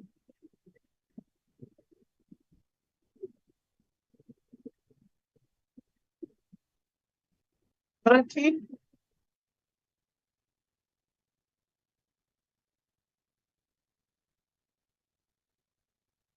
Yes, Chairperson. Do we... Consideration and adoption of committee minutes. Yes, I Chair. believe that one person will make some comments on the program. It's here under announcements, Chair. The public hearing. Pardon? No, I was saying the program is here under announcements. Yeah. Okay. Let's start with this one in consideration and adoption of the minutes. I can't hear you clear, Chair. I'm saying let's proceed with the program. The next item, which is consideration of minutes.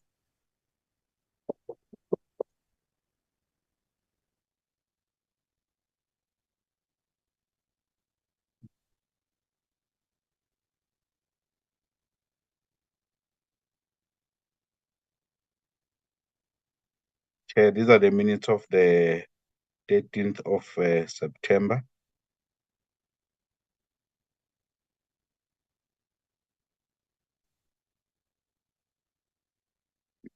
Hoping that members have gone through them. Yes, we've gone through them. What I'm requesting is corrections from honorable members. Continue with the page. Any corrections, honorable members? Under item 4, any corrections, honorable members?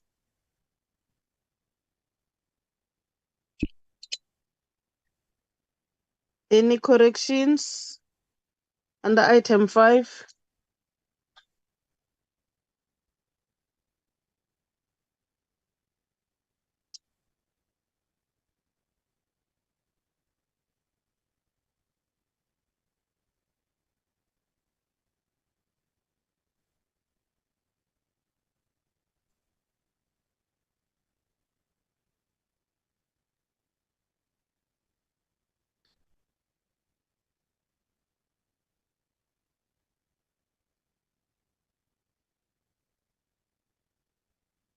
Honorable members, can I have a mover for the adoption of the minutes as the true reflection of what transpired on the 30th of August? Then from Honorable April. I move, Chair. Honorable April. The national mover is moving, Chair, for the adoption of the minutes. Thank you, national mover. Any seconder, any national seconder? I'm seconding, Chair. Thank you, Honorable Lubengo. Minutes have been duly adopted. Tomelang. Yes, Honorable Shomelang, you are also seconding. Thank you.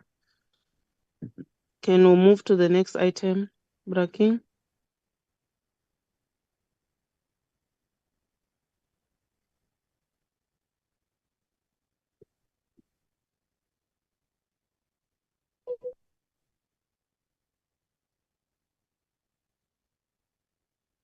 Yeah, these are the minutes of the 20th of September. Oh, we had two sets. Proceed, Yes. scroll them. I will invite corrections from honorable members page by page.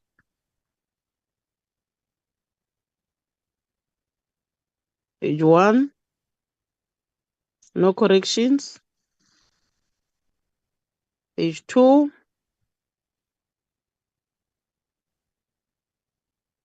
no corrections. Page 3,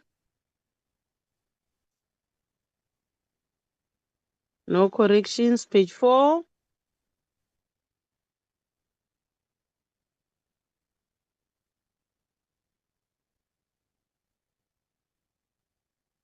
page 5, honorable members.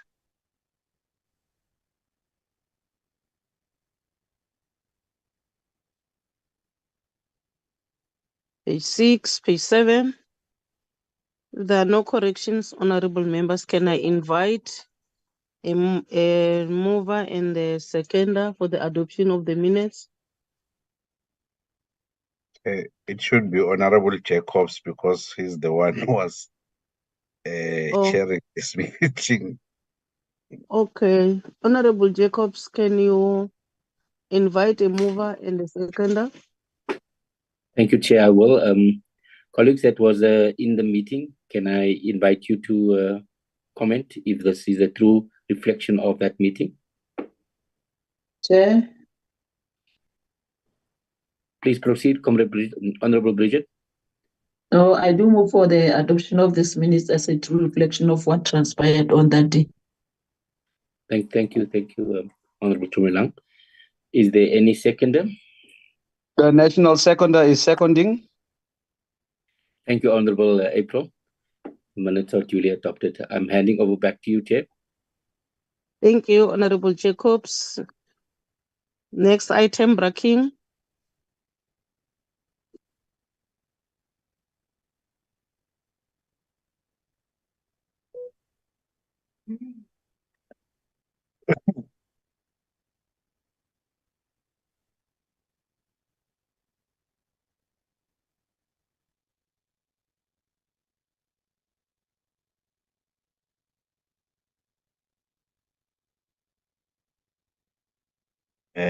Chairperson, we have written here as an announcement. In fact, what we were trying to refer to, it was to the announcing the progress that has been made in the preparation and ensuring that this the legislation that is before the committee, it's being processed legally and it meets all the required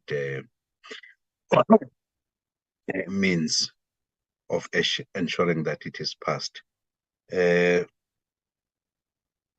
From the start, Chairperson, I would like to remind the honorable members that this process was one of the resolutions that were taken on the 13th of September that the committee should proceed with considering and processing the bill, the National Small Enterprise Amendment Bill, B16 of 2023. And then, as we know, that after it had been tabled in Parliament, the Parliament legal team and the tagging team tagged the bill as the Section 76, which then meant, though it was tabled as Section 75, so which then meant that it has got an influence in the provinces. So now it has to go through the processing of both houses, the National Assembly and the National Council of Provinces. So that why made us then to say, after we had structured the program, we had then to change it so that it caters for time frame for the National Council of Provinces to have an opportunity to proceed with their processes on the other house. So last week we had a meeting on the 5th where on the 20th, we did present a program which the committee felt that we have to update it and make it workable. And then we also got the information that at least for the committee to ensure that the bill is passed, we have to try and fit it within October and November so that it can give NSOP ample time also to make sure that the bill is passed. Hence, then we came to a decision that after that previous program of doing this legislation was presented to the committee, were to go out and rework. And then we came to a decision that together with the management that we split the group so that to facilitate the swift movement of this legislation. Then we did submit it to the committee last week, which then we were given a mandate to finalize it, fine-tune it, and then also come up with how are we going to split the groups, the committee into two groups to facilitate the swift movement. So, Chair would like to present this program.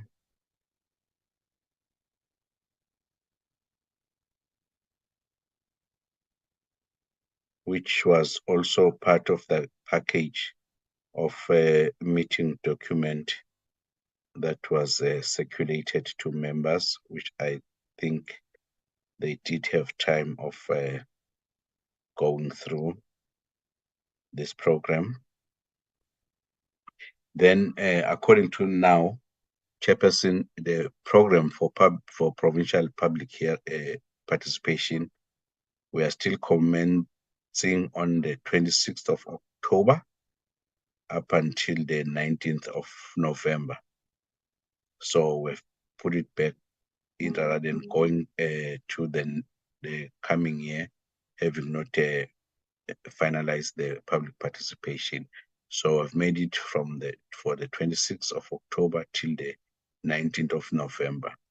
And then what we'd like to also put up front is that it has been crafted in consultation with looking at the program of Parliament, so that we cannot have days where it will be coincide with the program of Parliament.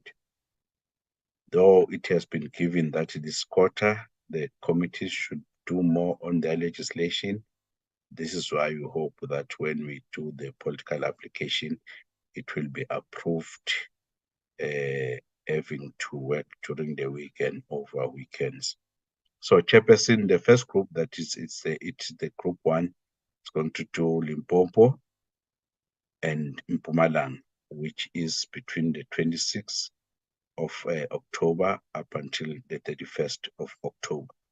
Then the 26th, 27, 28, it's Limpopo, where we've identified Vembe District Municipality, Capricorn District Municipality in Polokwane, then Waterberg District Municipality targeting the Lipalale local municipality. And then in Mpumalanga, which is still group 1, it will be on the 30th of October and the 31st of October, which is Monday and a Tuesday. So that means the group 1, after finishing in the Lipalale, they will drive to Mpumalanga. They are not going to fly to that because its structure pose. Then the group 2 is going to do, it will be the same date, 26 to 28 in Northern Cape, and then 29 to 31 in Free State. So we've put Northern Cape and the Free State, which is starting on the 26th at Z Mtsao, going to Pixla Seme in Douglas, and then going to Franz Batman, that is in Kimberley. Then Kimberley, driving down to Free State, doing on Sunday in Mangaung, that is in Bloemfontein, and then Lichole Putwa, Velcom in 30 October, 31, then it will be Thursday Derby, that is around Paris. So after this first 4 provinces, which both groups will finish it on the 31st of October, then we are going to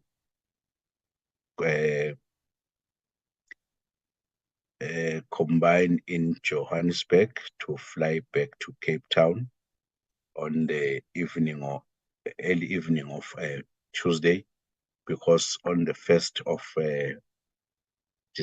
November, which is a Wednesday, it's going to be a medium-term budget statement, which has been indicated in the parliamentary program that members will be expected to be all in the house, so it will be physical. Hence, then we tried to cater for that on the 31st, the 2 groups will meet in Johannesburg and then fly down to Cape Town for the medium-term budget statement. Then, because the members will be in Cape Town, we thought then we can then continue with the Western Cape, that is on Thursday, the 2nd of November, in Overberg, Cape Agulhas, and then on the 3rd of November, we do sit of Cape Town here in Cape Town. So now, here we are now one group. We combined the 2 groups from the 4 provinces. Then from there, on Friday, members can fly back to their respective places after working in the city of Cape Town. And then we'll also then fly on Sunday, the 5th of November, to East London, that is under Buffalo City District Municipality, to work on the 6th of November. And then we have also included the work on Tuesday, the 7th of November, the OR Tambo, because there was a call from the Secretariat and other research unit to say we cannot miss this one because there's a hub, economic hub here there at Mthatha. So go to East London, drive to Mthatha, and then drive to Alfred Nzo in Matatiele.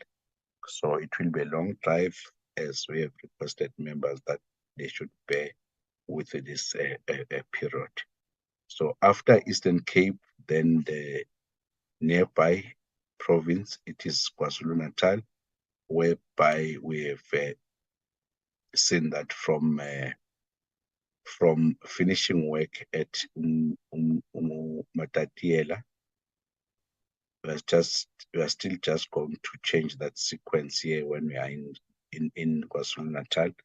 I think we'll start with Uku, that is Potchefstroom, which is next to where I was still crafting this after the meeting. So we start here at Potchefstroom on the 9th of November, and then we go to Umgungundlovu on the 10th, and then we go to Umkhanyakude on the 11th, and then we come back to City of Cape Town on the 12th of November. The reason for that is that to be the last day in KwaZulu-Natal, so we wanted to be closer to the airport, because from here we shall be moving to the northwest. So on Sunday, so it's either we sleep in Durban, and then Monday it's going to be a traveling day from KZN to Northwest. And then in Northwest, we are working on Tuesday. So we'll be flying from Durban to Johannesburg. So if you are able to connect to Kimberley, or we'll pursue that. If we are able to drive, then we can drive from Joburg to Taung. Then work on Taung on the 14th. And then on the 15th, we move to Mahikeng, it is in Mabato. And then the Thursday, we do Bujanala in Rustenburg. Then because Northwest is juxtaposed Gauteng, then we'll then drive to sleep in Gauteng as on Thursday, as we'll be working on Gauteng on Friday, 17 November in Carltonville. Then we do City of Joburg on Saturday, and then we do the last one on Sunday, November 19, with Egoruleni Metro. Then from the Sunday, then members can fly back to their respective places. Then after these provincial hearings, Chair, we have put aside a week of the 21st till the 24th of November to consider the written submissions, and then further to the national hearings should there be indications from the submission that shall have been received. And then the second week, it's the 28th till the 30th of November, which is a Thursday. We shall be considering clauses that shall have been necessitated amendments. And then we hope that by the 30th of November, we shall be able to consider and adopt the bill, the National Small Enterprise Bill. These are the dates that has been set. So can see that here we've left the 1st of December because there will be the debates on the medium-term budget statement, which the sitting will be starting at 10 in the morning, as according to the latest parliamentary program. So this is the structure that has been developed, Chairperson, of which I think it will be adopted by the committee. Then coming to the groups that we've done with, it is Group 1. We got an information that to be the Chairperson, Honorable Swela, Honorable Lubengo, Honorable Mieni, from the side of the ANC. Then it will also be Honorable Matulelwa, representing EFF, and it will be Inkosul Tuli, representing the IFP. That is the 2-6, and then Honorable Kruger, representing the Democratic Alliance. So there'll be 6 in the Group 1, which will be doing Limpopo and Mpumalanga.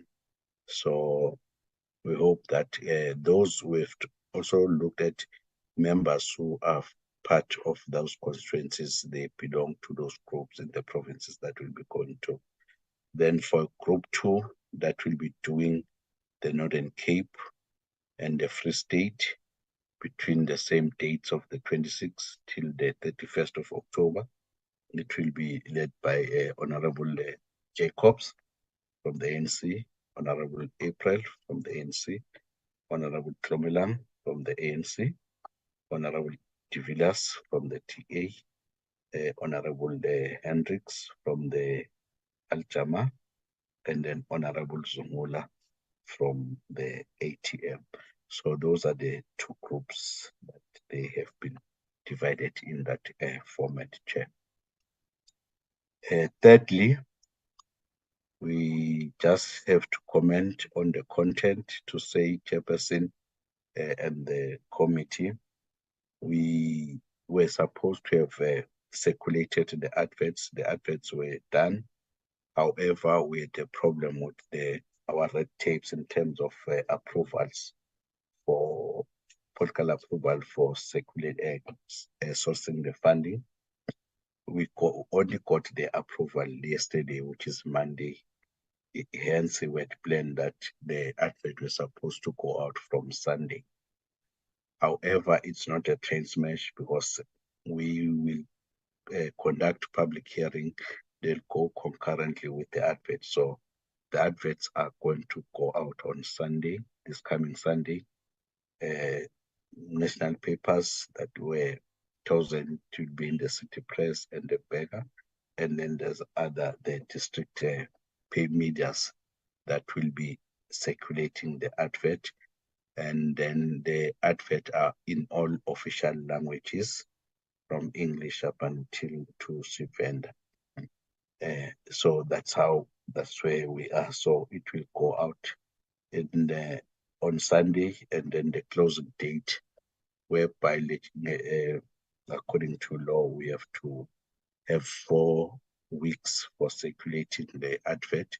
So it will be the 10th of November, 2023.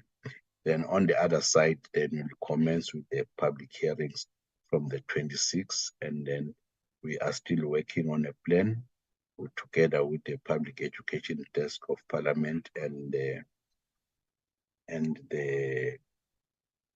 provinces to ensure that we by next week will be conducting the trainings and educating the public on the bill, so that when doing the public hearings, we get the relevant content that will be speaking to the amendments and also be speaking to the bill.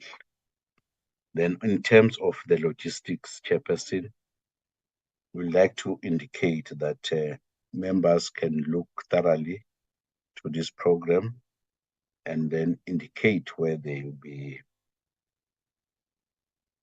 not be able to participate, because there is a letter that I think the chairperson has. There's a letter from the House chairperson whereby it's going to be very much strict going forth, that it has been to the attention of the House chairperson that members, whenever they would like to make some changes, they promise and not avail themselves and then do the changes which impacts financially. So members, there's a form that will be sent by Mr. Dodo, which a member will indicate and commit him or herself that he part of the of all this undertaking up until the end, or he must indicate where he'll not be able, so that they don't do the bookings for that particular lake or for that particular area. So it is like that, Chair. So lastly, it will be like, while we are still planning on the logistics for the group 1, we're checking that going to start in Vembe, then members can sleep in Toyando, and then for 27, 28, they can sleep in Pulukwane. This is what we're trying to do. And then from Mpumalanga, they'll sleep around, they'll drive after finishing working on Sunday, they'll drive to Mpumalanga, then be around Hazy View and White River, which is next to Pushback Ridge. And then from there, drive to Emalahleni to sleep in Witbank, as we'll be working in Witbank. Then after work, then on the 31st, we'll drive to OR Tambo to take a flight back to Cape Town on the 31st evening for members to be in the house on the 1st of November. Then the Northern Cape side, it is that organizing that we fly from the 25th of October to Uppington.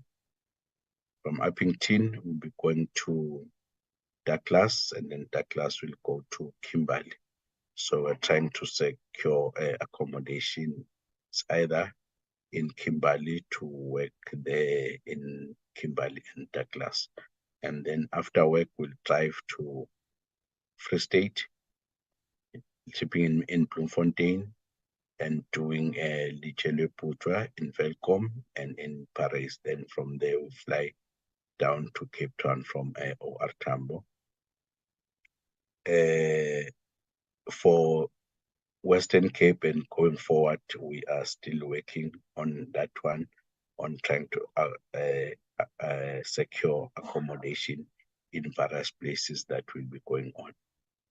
Then on the side of the staff, we are promised to be given an additional staff that will support the committee, since we have that split. But for now, what is going to happen, it's Mr. Kumete will be going with the group 1 together with Mr. Dodo, and then Mr. Braking will be going with group 2 together with Ms. Nwabisa.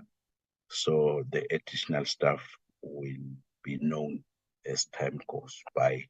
Still waiting for the managers to give us the names that we have requested. Chairperson, this is what we can present to the committee, and then plead with the committee to interrogate and then adopt it, so that we are able to proceed with the logistic plans. Or lastly, the letters to the provinces will be finalized today. And however, we wanted to indicate to them, since we couldn't be able to issue them before the advert, so they'll be ready. And then as soon as we finalize the advert, then we'll be sending out to provinces and districts. And then the very, very last one, Chair, is that we have also tried to make a provision for the flyers, of which we'll request members of the committee will give them those adverts to mobilize in their constituencies, using their constituency offices and also the district from which they come from. Thank you, Chair. Thank you, Braking. Honorable members, here we are. This is the announcement. Those who have got questions may do so. The only changes is the issue of KZN as well as Eastern Cape based on the distance. So I believe before you send it out, Braking, Secretariat will correct it so that the 9th and the 10th must be correctly put on the program. I'm now inviting comments. I believe it answers questions which we were having. So while I was presenting, Chair, the first person was Honorable de Villiers, and then there's also Honorable Kruger. Honorable de Villiers, Honorable Kruger, in that order. Thank you, Chairperson, and thank you, Brocking.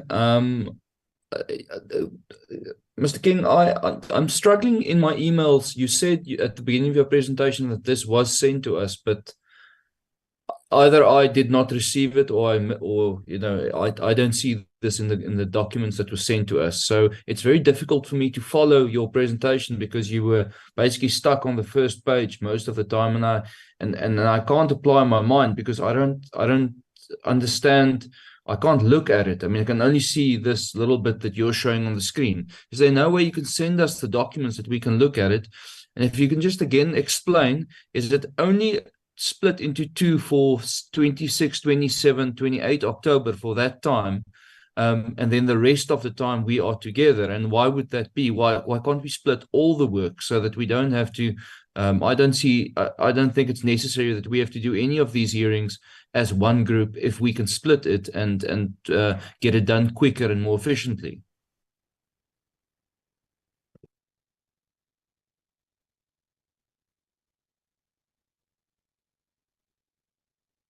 Honorable Kruger, in that order.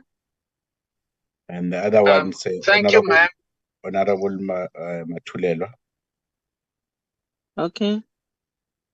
All right. Can I speak now? Yes, Papa. Thank you, Madam Chair, and thank you, Braki, for the presentation. Madam Chair, just to one comment and then one request. The comment is, please, can it be noted that Thursdays are caucus, Thursdays are caucus periods, and we need to take leave from caucus. So it's out of our hands if we can attend or not attend. That leave must still be approved by the chief whip of the caucus and the leadership. That's just for noting. And then my request, Madam Chair, when we travel, we always stay in 3 or 4 star hotels, and it costs a lot of money. We are the Small Business Development Committee. Can we please make sure that we stay in guest houses? Small business owners that owns business guest houses, so that we can show them we are loyal to small businesses and we stay in guest houses. That's a request. Thank you, Madam Chair.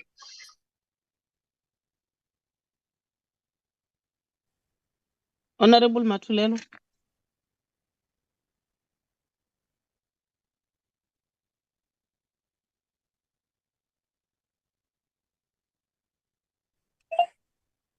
Thank you, Chair.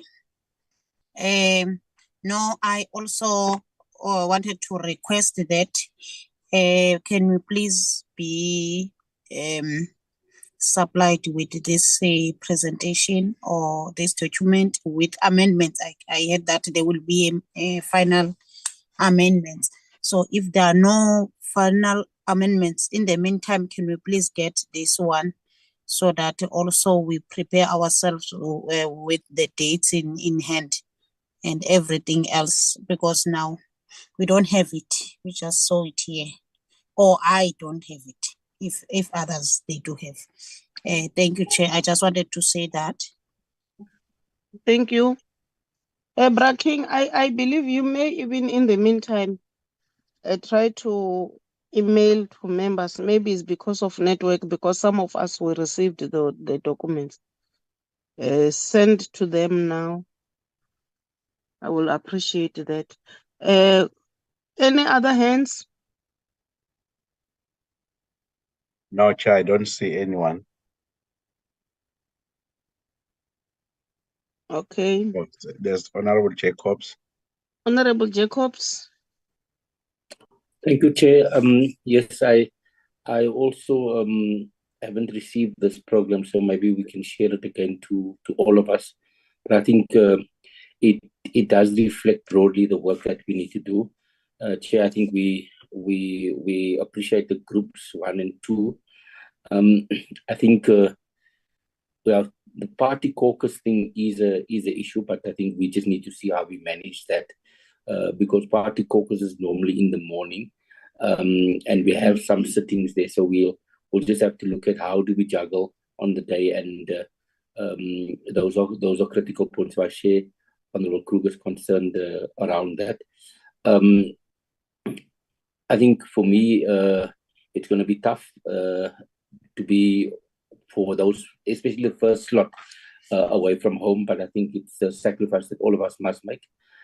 So, and also given the letter of the Parliament saying that it's compulsory for us to be there, it's going to be, given that we are a small team, 6 on both sides, it's important that we do commit and we take this deployment seriously. So for that, I want to, and also with the proviso that we share it, we get it to everybody, that we formally sign this off, and we also wait for the adverts. As soon as the adverts come, then I think we also keen to ensure that the public comes in their numbers and give us the feedback, because that's ultimately what the public hearings is about. So I think we want to encourage all the parties to mobilize so that we do get the voice of small business, informal traders in the informal economy there, and so that we present and also listen and hear to the constituency. So, Chair, I'm looking forward to it, and for that we support this. Thank you. Thank you. Any other hand?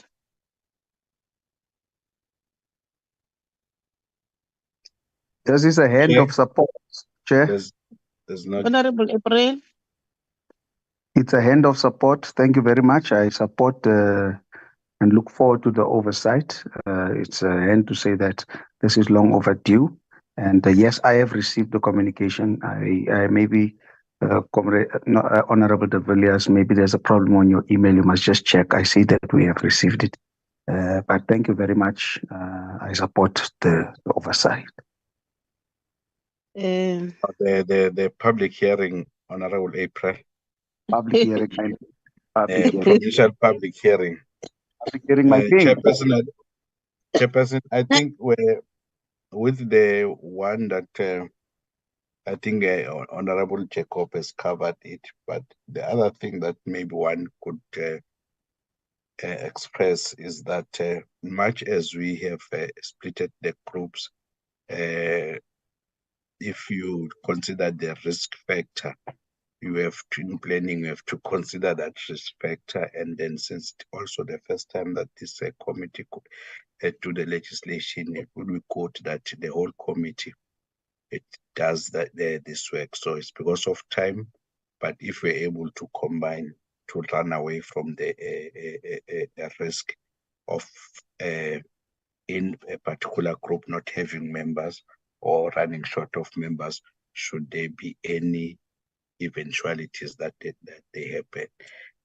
Just to cite an example, like I know the public portfolio committee on minerals, it's busy conducting public hearings, and then there are members that we share those committees, so who might not know. So those are the risks that we're trying. So where it's workable, where we do as a committee, hence that's how we saw that if the first group will do that, then we can be able to be within November in processing this one.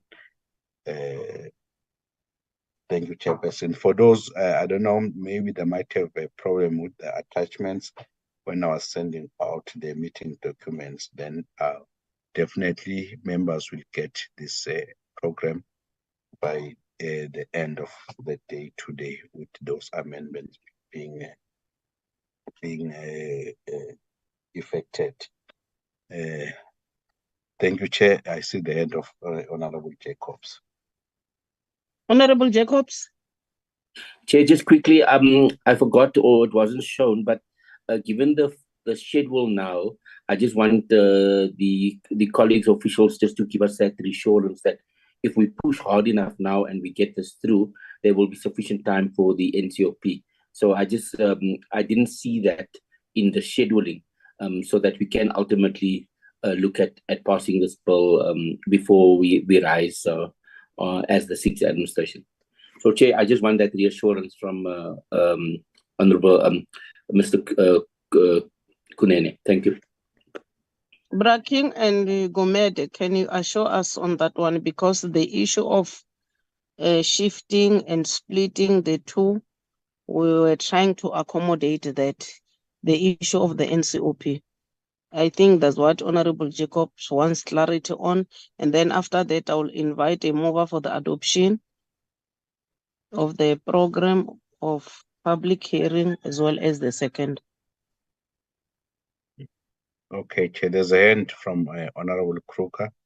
I don't know whether what we have done, Honorable Jacob, is that since it was indicated that at least by the end of November, this is what we tried to do. That this is what the last week, that is where we are considering close by close, and then we'll be able to finish it by the end of November.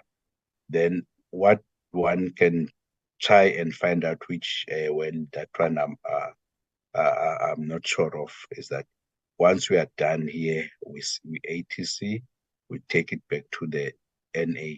So we I don't know which criteria do they use now to schedule it for. So we're looking at the fact that because the rising of the house will be somewhere in first week of December, then it might be scheduled within the first week, and then sent to the the NSOP, but I'll still have to investigate. Maybe also can request the whips to find out which order do they follow in scheduling to be in the House. Thank you, Chair. Thank you, Braking. Honorable Jacobs, I believe we still have got a role to play with the chairperson of the select committee that side, because we're consulting them. Then we're the one who will guide our secretariat moving forward. There's also I a don't hand know. from Mr. De Villiers. Honorable De Villiers. Yes, thank you. Chair, I would just like some clarity.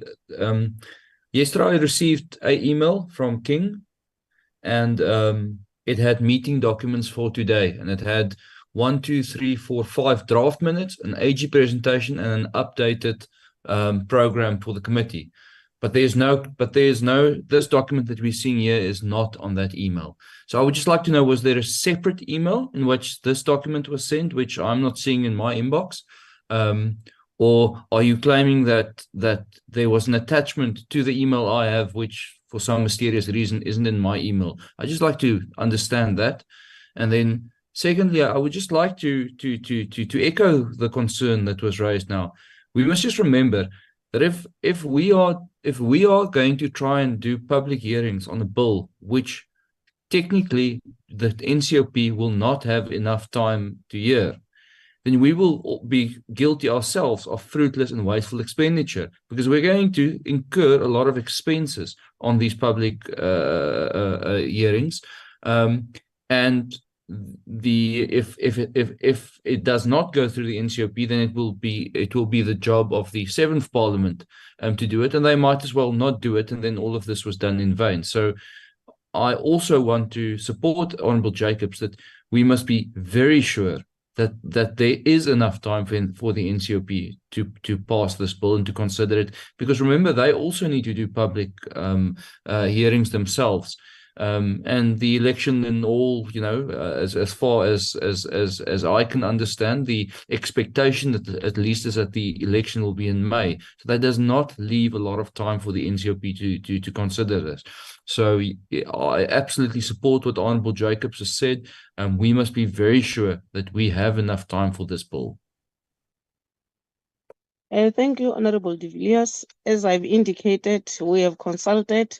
That's why we had to reverse it from December to the 19th of June of November. So, but I'm taking your points, they're valid, but we have been advised by the NCOP not to stretch up to December to be able to give them ample time to move with the bill. So, but what I will do, I will request the whip also to do that, and then by tomorrow we'll brief the committee. We were advised, you are correct. Thank you.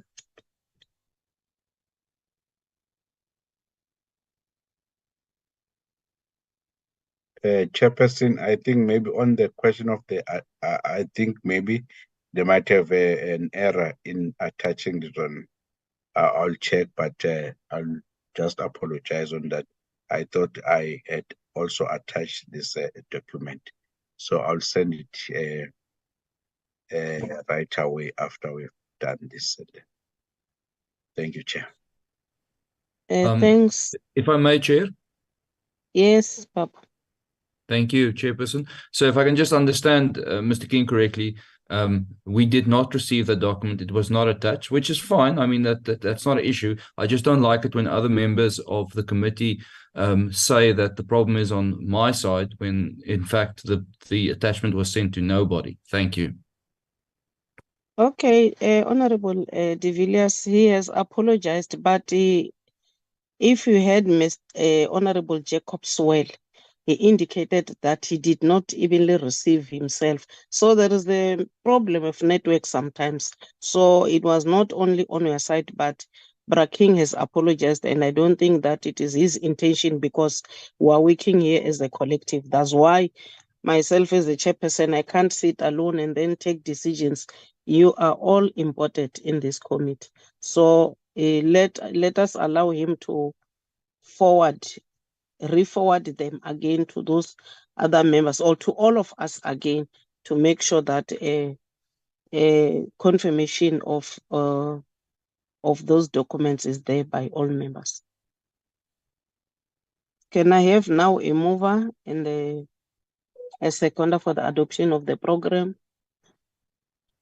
Chairperson, I move for the adoption. Thank you. Any seconder?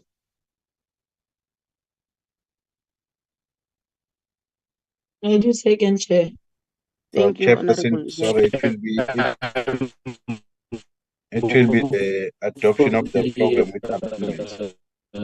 Adoption of the program with amendments. Thank you, Braking.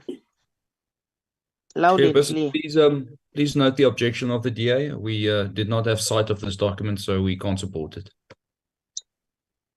Noted, Honorable de Villiers.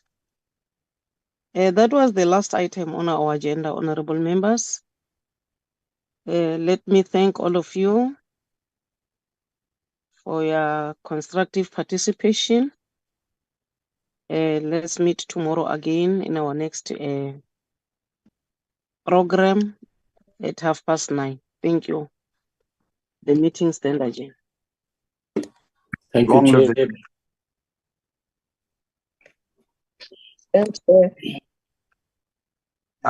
De Villiers, I will call you.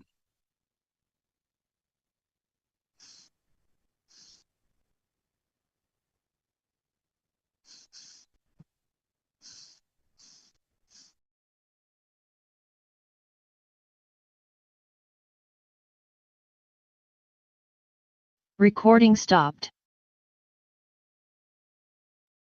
Thank you, Chairperson. Thank you, Braking.